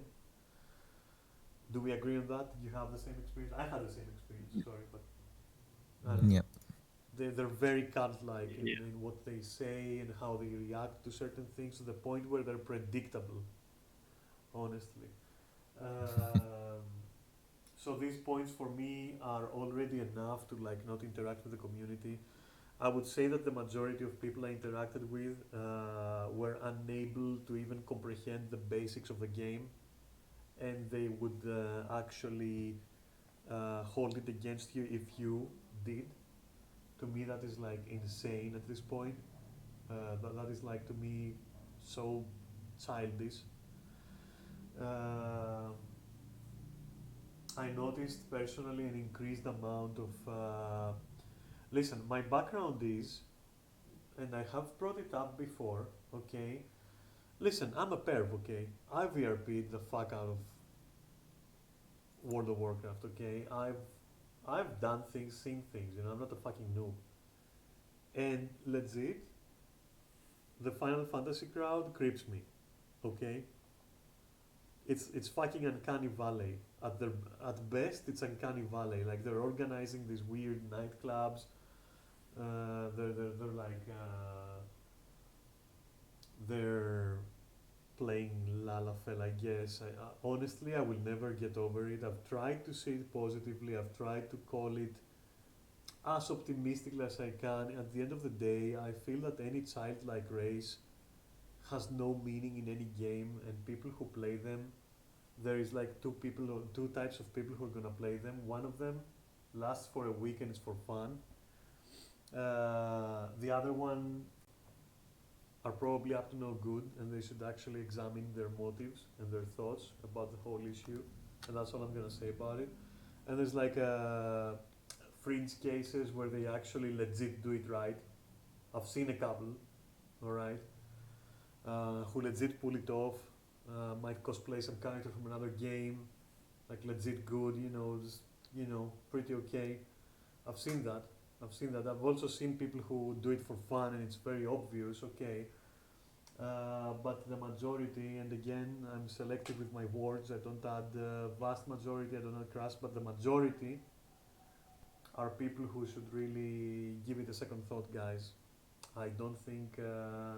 I know that Yoshi P himself plays a Lalafell. He can do whatever the fuck he wants. I'm not judging. To me, people who actually play Lalafell and all that, or Elin in Terra, all of that, they should really just examine their thoughts, honestly, a little bit. I've had a personal encounter with someone who was. Can I say the word live? Can I say that word live? You think? Um, that's a good question. I mean, maybe it's abbreviated to something else. Yeah, he. Oh yeah, we could say map. That's totally okay, What? actually. God, What is We that? can say map. no. Yeah, we can. What is that? Map is the new Minor, word. Well, not minor, new. minor attracted person. It's Yes. them trying to make it correct to say. Yeah, I'm not gonna make it correct by using that. I will say the P word, all right, Yeah. the CM word, and I don't mean challenge mode. Okay, I had a run-in with such a person. I reported the person. They were also a bigot. They were like, "Oh, I'm not gonna be judged by you. I'm not gonna be judged by a man who's trying to convince everyone he's a girl." So such a fucking bigot, and such a fucking pervert. And not jokingly, like I said about myself, like I'm a perv. No, I'm talking about for real, a fucking pervert. I reported that person with evidence. He never got banned. All right.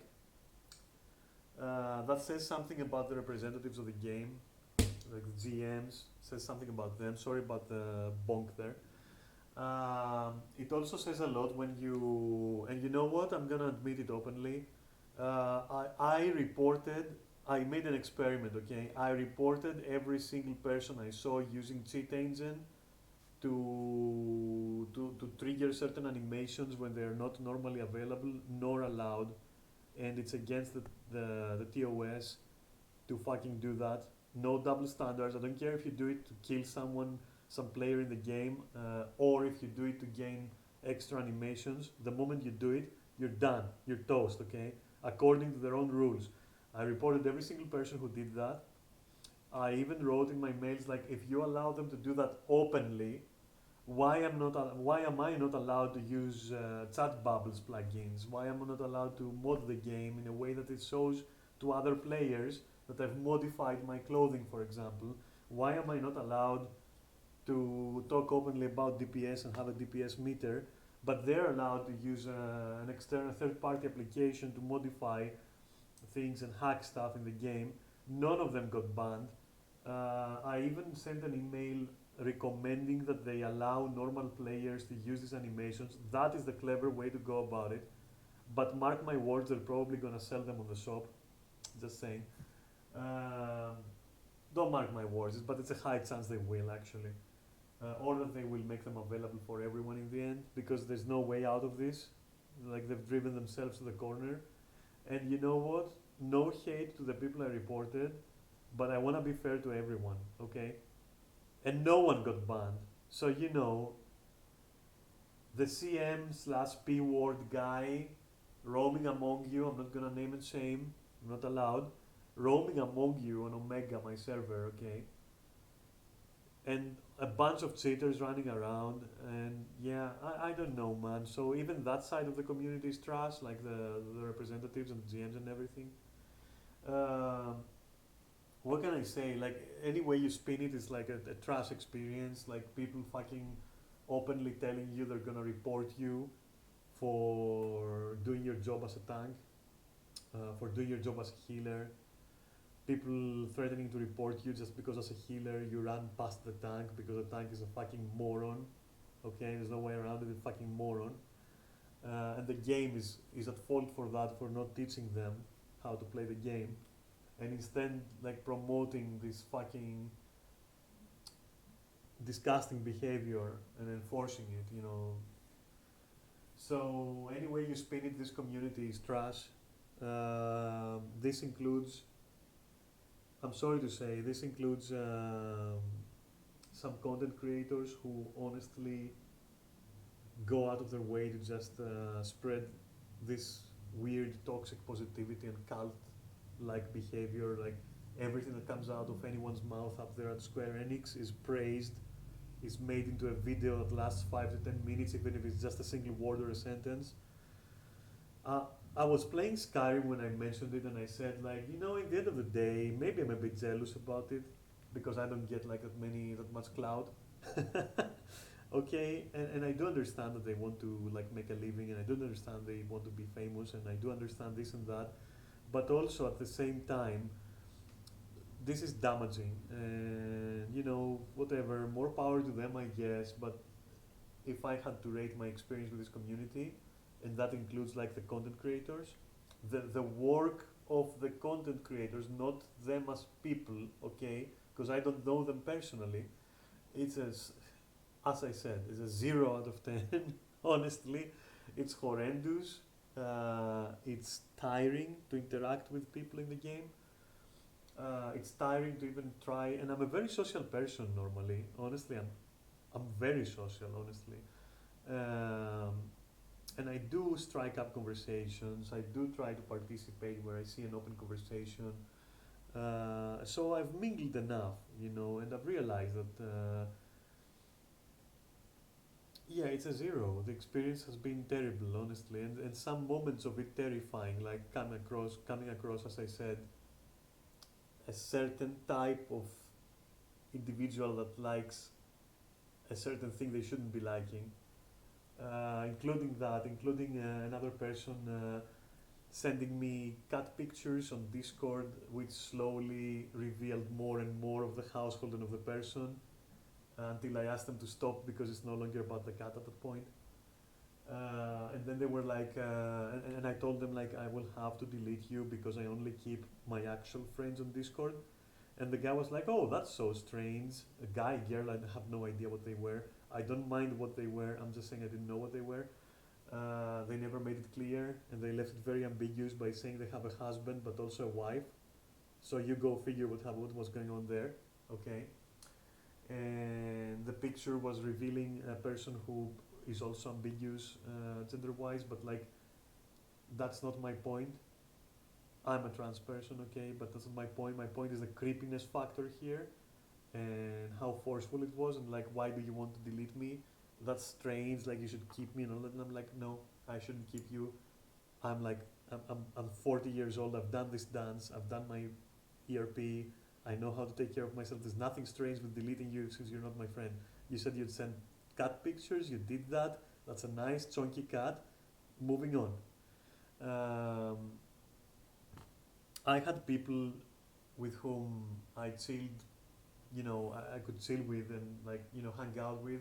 And then after a couple of days of hanging out and stuff and like whatever, just chilling, I would mention passingly that as a tank I like to sprint, and they would immediately like block me and stop talking to me just for that.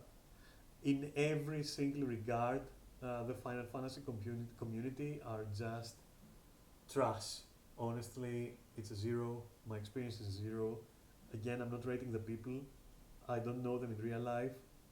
My experience in the game with this community, though, and the content creators and the Reddit forums, it's a 0 out of 10, legit. Sam and Neris, up to you now. Well, maybe Neris wants to go first. Yeah, I can continue. Well, by nature, I'm a very solitary person, so I actually had less contact with the community overall. Still, I can echo pretty much everything you said so far. Yeah, I mean, never felt wrong avoiding most people and not talking to them much. Because most of them were trash. I also really hate forced positivity in the game. Like not being able to talk about DPS, for example, or not being able to criticize the game at all. It's very annoying. So, yeah, 1 out of 10 for me. Community. It's a 1. Yeah, no, I mean, I already said my piece on it pretty much Can I add that earlier, but I just... I've been banned Hmm? from the forums, from the official forums, just for one post. I never posted before that post, and I couldn't post after that. And it was only back in Shadowbringers I just said very politely that as a samurai main, I feel that the shield, the personal shield, could be replaced with a better skill probably that is more useful to the DPS toolkit, and I got banned instantly in the forums. I also got every single time I've posted in like the Reddit forums that is like any critique on anything, I immediately got like a minus 500 karma or something immediately. I will say that this toxic positivity is too much. I'm gonna say that. And one other thing I want to add: holy shit, are they incompetent? Like, and again, it's the problem of the game not teaching the players. But holy shit, are they fucking incompetent and salty about it when it comes to like savage raiding. Anyway, go on. Sorry, I had to say it. Sorry. No, it's fine. I mean, I already said my piece on the community earlier, but I just think that it's probably one of the worst MMO communities I've been a part of. Like, even the WoW community was somehow was even better than this. And yeah, it says something when you go out of your way to not talk to anyone in an MMO, essentially, because I had no desire to even open up the chat, to even type to someone. If I got into a dungeon, I would just cruise through it and then leave. Like, I would never say a word. Same with anything like raids and any social content. I just did not want to interact with these people because they were literally insane. So, yeah, that's my take on the FF community. I give it a 0 out of 10. Yeah, me too. It's a zero for me as well. You'd have to pay me to interact with someone again. Yeah. After all those years, and after running a guild and like having recruited a lot of people, and met a lot of people and seeing how they are like in Discord and everything, it's definitely a fucking zero. It's a harrowing experience, and I'm not being ironic. Honestly, it's a zero. Honestly, like you have to pay me to do things with people in Final Fantasy. End of story.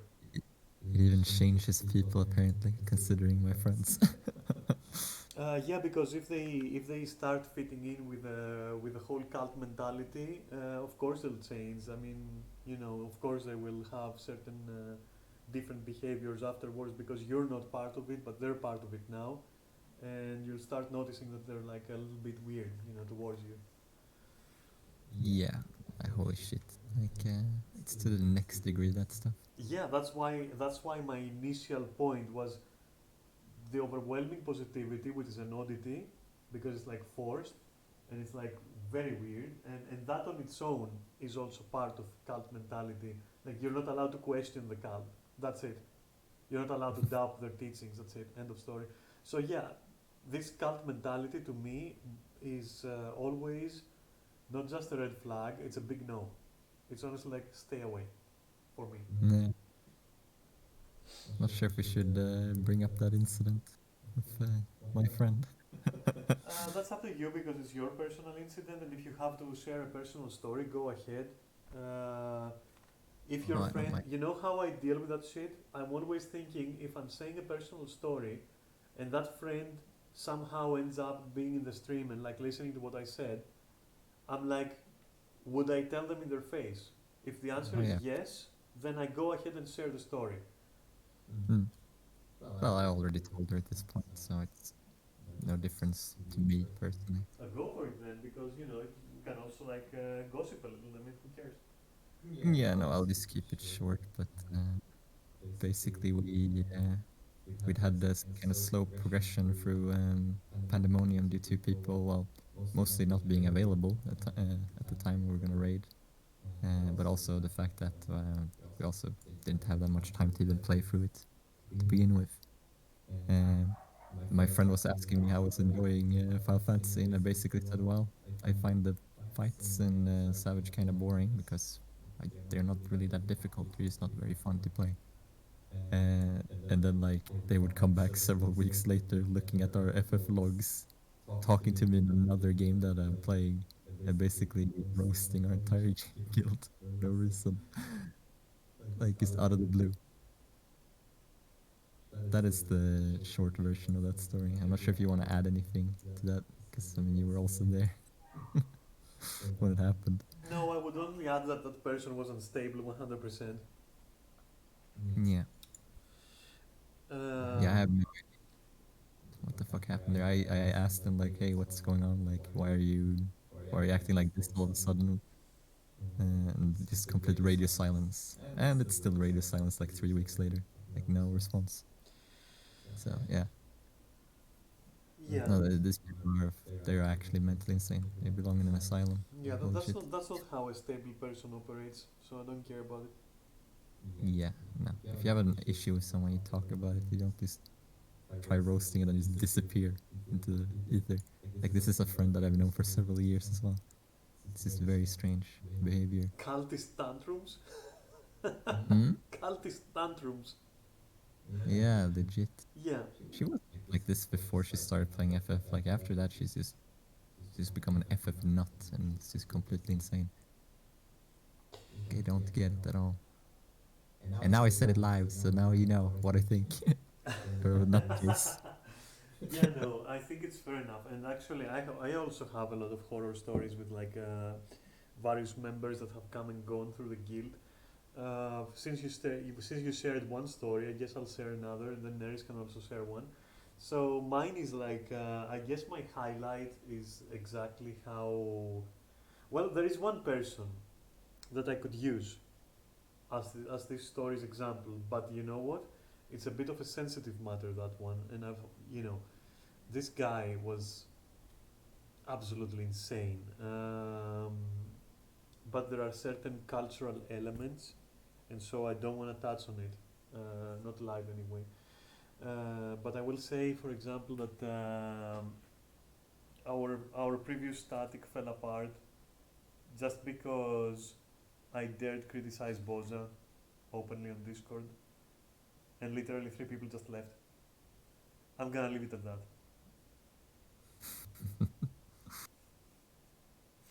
Yeah, holy shit. I literally just said on Discord, "Oh my God, Boza is like the worst grind I've ever seen in a game," and they legit just said, "Oh, you're such an obnoxious person. Why do you dare talk? Why do you dare contribute to this conversation? No one asked your opinion. Blah blah. You know, I've had it for you like a long time.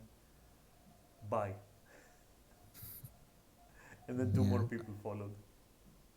I usually have something positive to say, like about any kind of topic, even though it's usually negative in most aspects. But I haven't had that many positive, like when it comes to community specifically in FF, I haven't had like almost any positive interactions. in it. I can't think of one person that I met that I actually found agreeable in the entire goddamn game. Yeah. So yeah, I really don't like the community at all. I'm not afraid to say that. No, I think that that has been established that none of us is holding back here. We're just being honest, Yeah, and it's our experience with the game on every level. That was like the point of this. it So, sours the entire game by extension. The community, oh, it does, yeah, it does. And Neris, is there like like any noteworthy moments you want to share? Hmm, nothing really. I mean, some members had left for retarded reasons. I did have a when I originally started playing on the American servers actually, and when they moved those from the East Coast, which had passable ping, to West Coast, which was unplayable, I made for a short time an alt to try out the ping on European servers. Let's see how much better the game is. And just to go with the tropes, I was a cat girl back then in on that alt. And I do remember the very first time I logged in with her and I was getting like the pre-order items from the mail. Like some guy randomly traded me a bikini and said, "Oh, this thing actually increases your XP totally," and it was just some trash item. Well, I mean Fucking that hell. that can be viewed as a bit harmless, but you and I, we have seen things in our guild. We have seen things. Oh yeah, no, he totally wanted to groom me there because you do look like a newbie on and out. Yeah. Well then, I guess it's time to conclude. All right, so it's been almost 4 hours. I don't intend this to take longer because I do want to stream tomorrow as well, if possible. I don't know if it's gonna be possible because tomorrow I have to go to a doctor and get my MRI scan, and I don't know how my mood is gonna be after that. But I do aim to stream tomorrow normally. But before we go, what's your final score on Final Fantasy 14? All things combined in the end? oh, I want to go first. I could go first. I think nowadays it's probably a 4-3 out of 10. It used to be like a 6 or a 7, even though it's probably one of my most played games. I never considered it my favorite game by a long shot. It was just a very good game to pass the time with, always. Mm, But yeah, I'd say currently like a 3 or 4 out of 10. fair enough. Yeah, my subjective opinion on it is that I'll give it a 2 out of 10. There's very little things I enjoyed, other than basically raiding with obviously you fellas. But I could do that in any other game and it would be probably a better experience than what I had in Final Fantasy. So the entire game, the community and everything involved, yeah, 2 out of 10. I did not enjoy it and I think the game is too archaic. Oh shit! We forgot to talk about user interface and interactions and everything. Yeah, the UI is Trash. terrible. Holy Yeah, shit. I UI and don't think. interactions and everything. I give it a legit like 0. I don't like it. A 1. It's men- You know what? A 2. Here we go. A 2. A 2. I'm gonna give it a 2. Fuck it. A 2. I menus don't. upon menus. It's just a convoluted mess of I just don't think it's even worth talking about. It's so bad. Yeah, yeah, it's glam systems, all that, all the systems involved, like all the user interactions, user interface. I'm giving it a 2. That's it. I'm giving it a 2. it's just extremely painful and feels old as Yeah, I agree. I agree, and yeah. So Neris is a 0. You're a 0.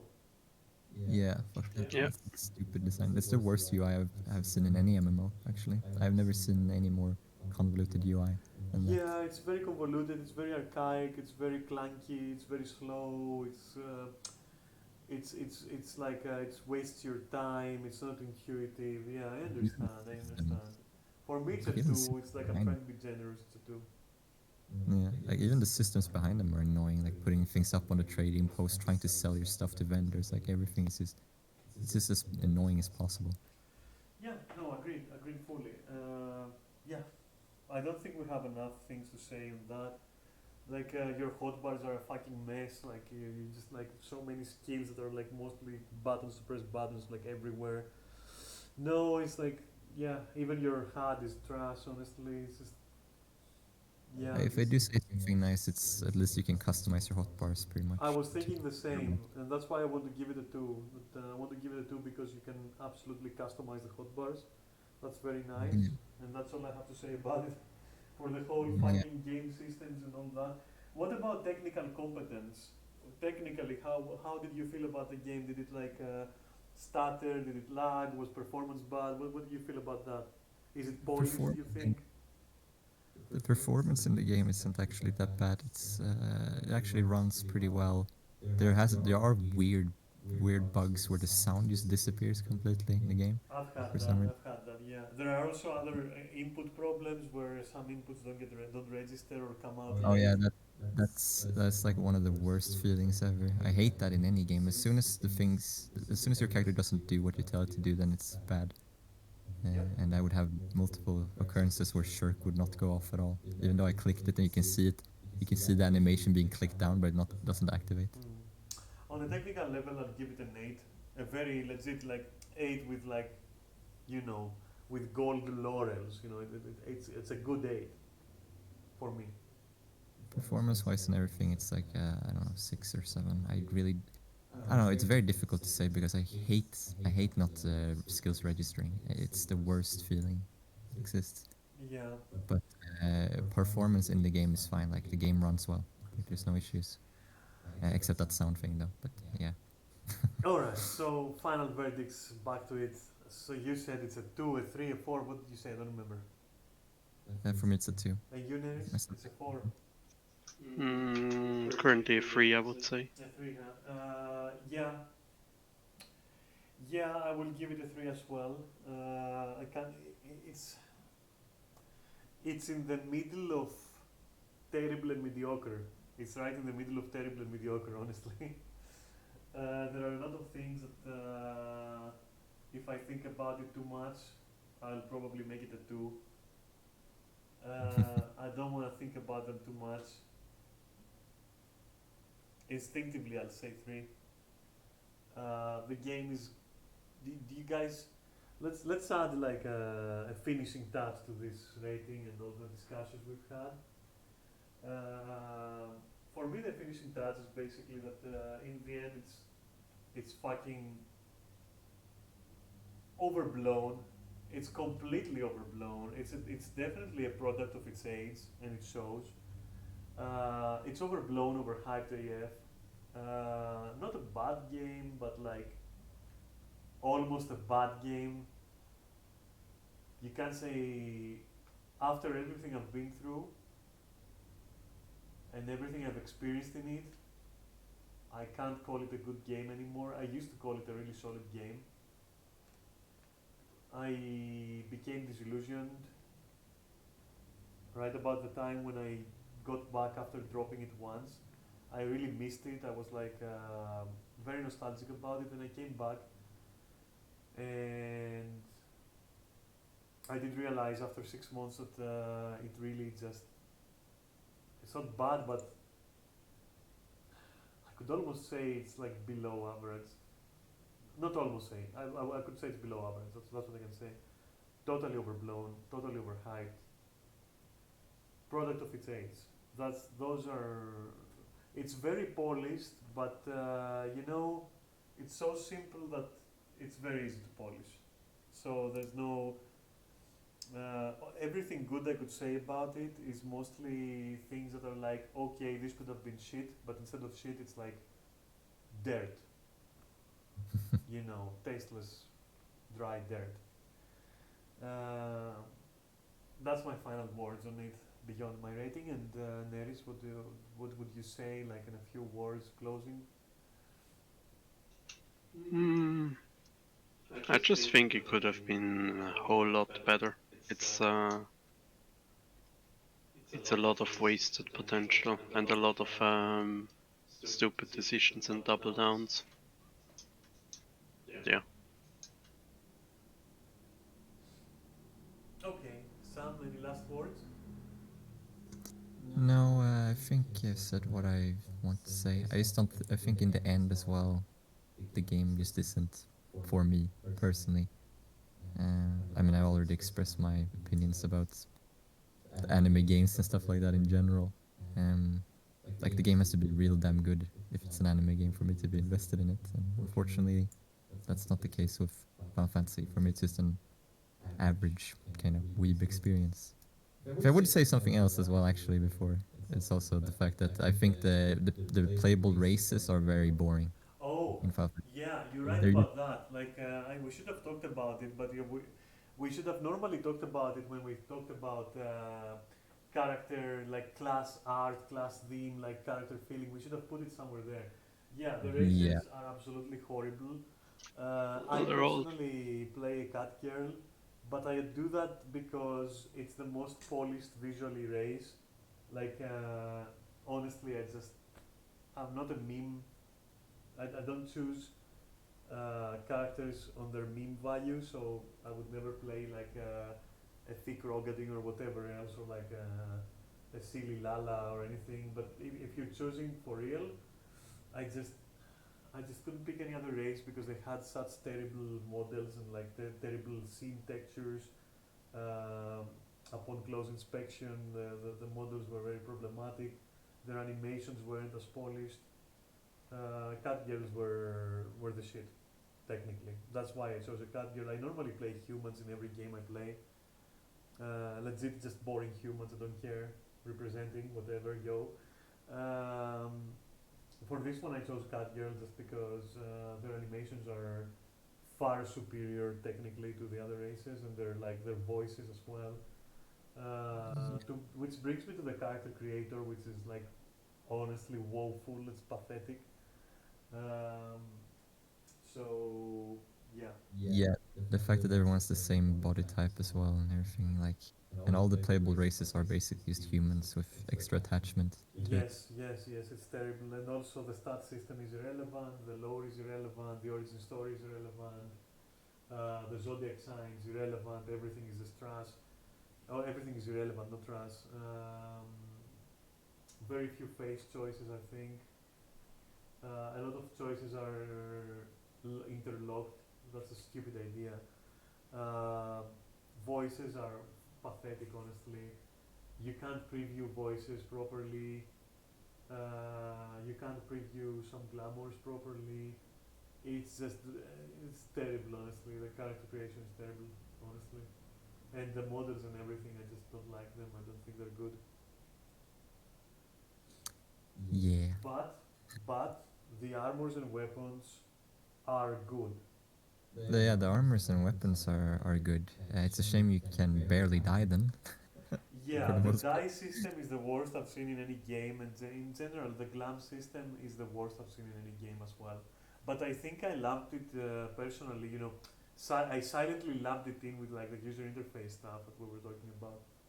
Yeah, of course. No, that's true. No, I mean the armors and stuff they look good. The models are good. Um, so that is good, but you have very little customization to do. So Yeah, yeah. I will agree.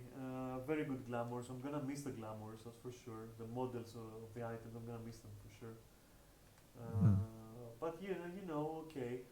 Um, so one last question, I guess, in closing, that probably we should address the fact that it is essentially, and I'm saying this in the most like quaint way I can say it, in the most like heartwarming way I can say it. Honestly, I'm not being sarcastic. Did the fact that this is mostly addressed to weebs um in any way affect your judgment in any of the areas we discussed and rated? Uh, for me, a bit. I'm be honest because I am generally not too interested in the anime art style in games. I think it's a lot of times it's overdone. Like you see it everywhere. It feels very cheap and boring, kind of.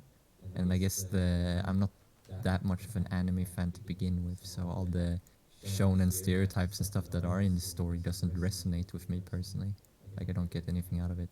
So yes, the fact that it does pander to weebs does impact my scoring of the game a bit. Yes, that's true. Alright, Neris?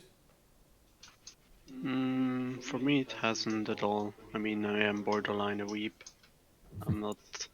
I don't have much problem with weep art styles. I have played Xenoblade Chronicles in the past. So no, it didn't really affect me in that regard.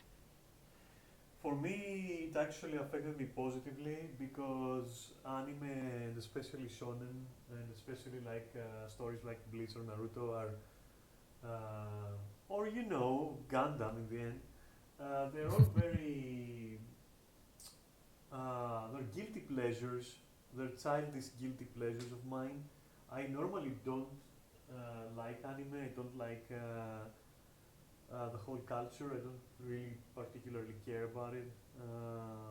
I only watch anime that like at least three people recommend me or something. I'm the type of person. Um I guess since then for me it's a novelty and a guilty pleasure. I was a bit more lenient in a few things, and especially the story, believe it or not, parts of the story. Uh, and I was a bit lenient in like you're not gonna believe it if I say it, but yeah, I was lenient in like not just some story parts, which stopped me from giving it an absolute zero, uh, but a little bit in the theme and the lore of the character classes and some shit like that, a little bit. Um, okay, yeah, yeah, it affected me, but positively. Believe it or not, positively. Yeah, I mean, I can watch anime myself as well. I mean, I do on occasion, I but mean, I'm some not of the the biggest monster fan. designs, for example, I was more lenient there. Sorry for interrupting, just wanted to give an Right. example. Hmm. No, that makes sense. Yeah, no, I mean, if they were gonna go anime, I wish it was more like in the style of like Guilty Gear, because I mean, that's cool anime. I do like the Guilty Gear's art style on their latest titles. It's actually been very nice. Um, so yeah, no, I mean, I would be fine with that, for example, but yeah, overall, not really my thing, so it's not really for me, I guess, technically. I will agree. I will agree with that criticism. I would rather have it be a highly stylized anime art Hmm. than World of Warcraft but Japanese kind of thing. It doesn't look like WoW either, because WoW has like a very distinct style. It's very cartoonish kind of. You're not wrong, Um, okay? I'm unfair. Yeah, I am unfair. You're right. I am unfair. I would yeah, say I would say it's as bland visually as Lineage 2, and I'm not gonna lie about it. That's the yeah, levels because of hmm? that's the levels of uh, character the game just exudes, and I pick Ye- up. You know yeah, no, the visual art style is it's very bland and boring. Like nothing really pops out. Like that. Yeah, it it looks, doesn't pop out. Right, it doesn't pop out. You're right in that. yeah. So that's what I would say. I It's a think I bit. think the glamours are the only thing that pops out, and while that is true, at the same time, that 0 out of 10 community, they don't take advantage of that. They're all They all wearing dress fucking the same. bikinis 24/7, dude. Yeah, they all dress the same, and it's really boring to see like the same shit over and over again. No matter where you turn, it's just half naked cat girls, bunny girls, whatever, everything. I personally had a couple of casual like new metal like kind of glams and a couple of like slutty glams and a couple of armored glams, and it also depended a bit on how I was feeling. I mean, I had a slutty dancer glam, but I also had a steampunk dancer. I had a steampunk archer as well. I had like a heavily armored reaper. Um, Two actually. Uh, yeah, yeah. So Yeah, I'm no, coming from all I over the place, and even though I'm tolerant to sluttiness, it's bland in Final Fantasy. Like people just don't use their imaginations at all. I think it's good to have the options to do that, right? I think that's fine. Like if you want to dress half naked, then fine, go ahead. but you know that these people don't have any other glams than that. That those are the only glams they have. You know what else I'm going to criticize since we're shooting the shit right now? I'm also Mhm. gonna definitely criticize the fact that most of they're playing a game called Final Fantasy, which is Final Fantasy, and it does Final Fantasy things with the clothes. And these guys are legit wearing fucking blue jeans and shirts. What the fuck, my bro? Like, what are you doing in this game? Go play fucking, I don't know, Sims or something. Come on, dude. Well, looking at Final Fantasy 15, that is sadly Final Fantasy nowadays. Yeah, I mean, even 7 was modern in a bit, like in some ways, to be fair. Though more stylized as well. Yeah, more stylized, but they still wore like civilian clothing, to be fair. Yeah, but you know, it's like it's one thing to wear civilian clothing in the theme of the concept, you know, in the theme of the lore, like oh, you know, it's a dystopian like steampunk whatever Final Fantasy 7 shit. Okay, sure. And it's another thing to be playing a game called Final Fantasy 14, and then you go to a major like hotspot, and literally legit people are wearing like fucking real life blue jeans and like ball caps and like what are you doing, man? Are you I mean, fucking yeah, for real? it looks really out of place when you walk through like the magical forest of Gridania and you see people in civilian clothing just standing there. It looks really weird. Yeah, it's not even civilian clothing of the age and of the location. It's just civilian clothing of I open my window and I take a look and there's like Bob and Maria and they're looking at me and they're wearing the same clothes these motherfuckers are wearing. Like that's dumb as Mm. fuck, honestly. It's just like all my isekai animes. It's real. And another Yeah. thing I think also that comes from like the cash shop and the treasure hunt rewards. They're both egregious in that regard because, for example, the cash shop like promotes real life clothing way too much. And when I say real life clothing, I mean clothing in the game that is styled after real life items of the modern day, which are boring as fuck. And the treasure hunts have increasingly um,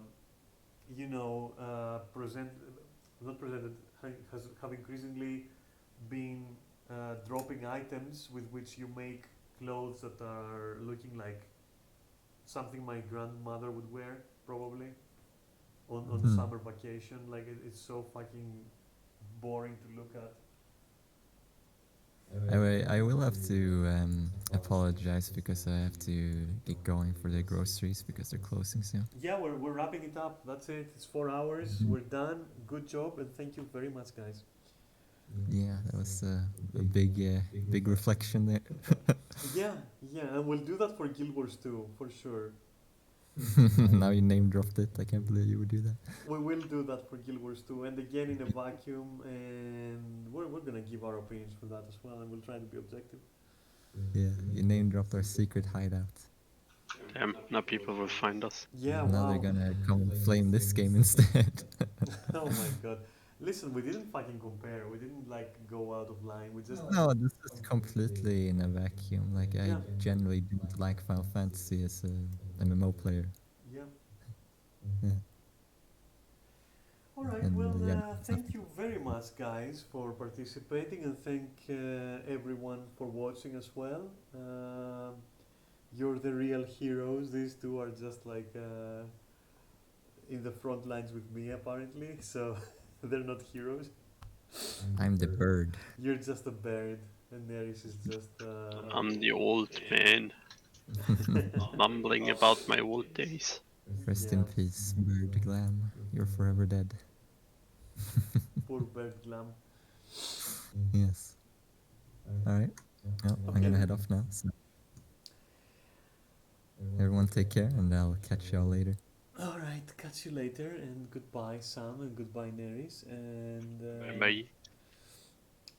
goodbye to everyone watching. Good night, and I'll try to see you tomorrow. If I don't, for some Skyrim. If I don't, then next week at one point, probably Wednesday, probably Thursday. We'll see. Because I'm also like, I'm really. Oh, and Sam, if you want to leave, feel free. Don't worry about it. Sam away. All right, so see you, Sam. Catch you later. And what was I saying? Right. Um, I still get a bit dizzy. I still like get. I'm very stressed. It might not show, but I'm very stressed about my results, like from all the examinations I had, and I'll be getting them soon. And then I hope all this can just be put in the past, and I can just, exist in peace. Just peace out a little bit. you know. So if I'm not up for it and I'm feeling exhausted mentally, I will not stream tomorrow. But again, I'm trying my best not to let a week pass without streaming, and to be always here to share interesting things and maybe gameplay as well. Well, mostly gameplay. I mean, this is the first time I do this discussion thing. And yeah, and again, apologies for last time for like only pulling 2 hours of Skyrim and then like just dropping out like that. But honestly, I was just not feeling okay in general. I still am not feeling 10 out of 10, dude. But I'll get there again. And especially once I find out that like all my exams are like once again cleared and completely clean and like A plus everywhere. That's what I want to hear. That's what I need to hear right now, and it's some good news. Because after I take care of that, there's still the problem of like, what am I going to do in general with my situation in life? But a step at a time, and lots of gaming in between, if possible, and health above all, as they say where I live. So yeah, let me just get those exams cleared, and we're back in schedule, But until then, it might be a bit shaky, as you saw. 2 hours here, 4 hours there. Maybe not Skyrim, maybe Skyrim. You just put up with it. Bear with it a bit. That's all I'm saying. And if not, fuck you and find a new stream, I guess, and enjoy that stream, And also have a great night. And thank you. And that's all I have to say. Yeah. Good night, lovely people, and I'll see you next time.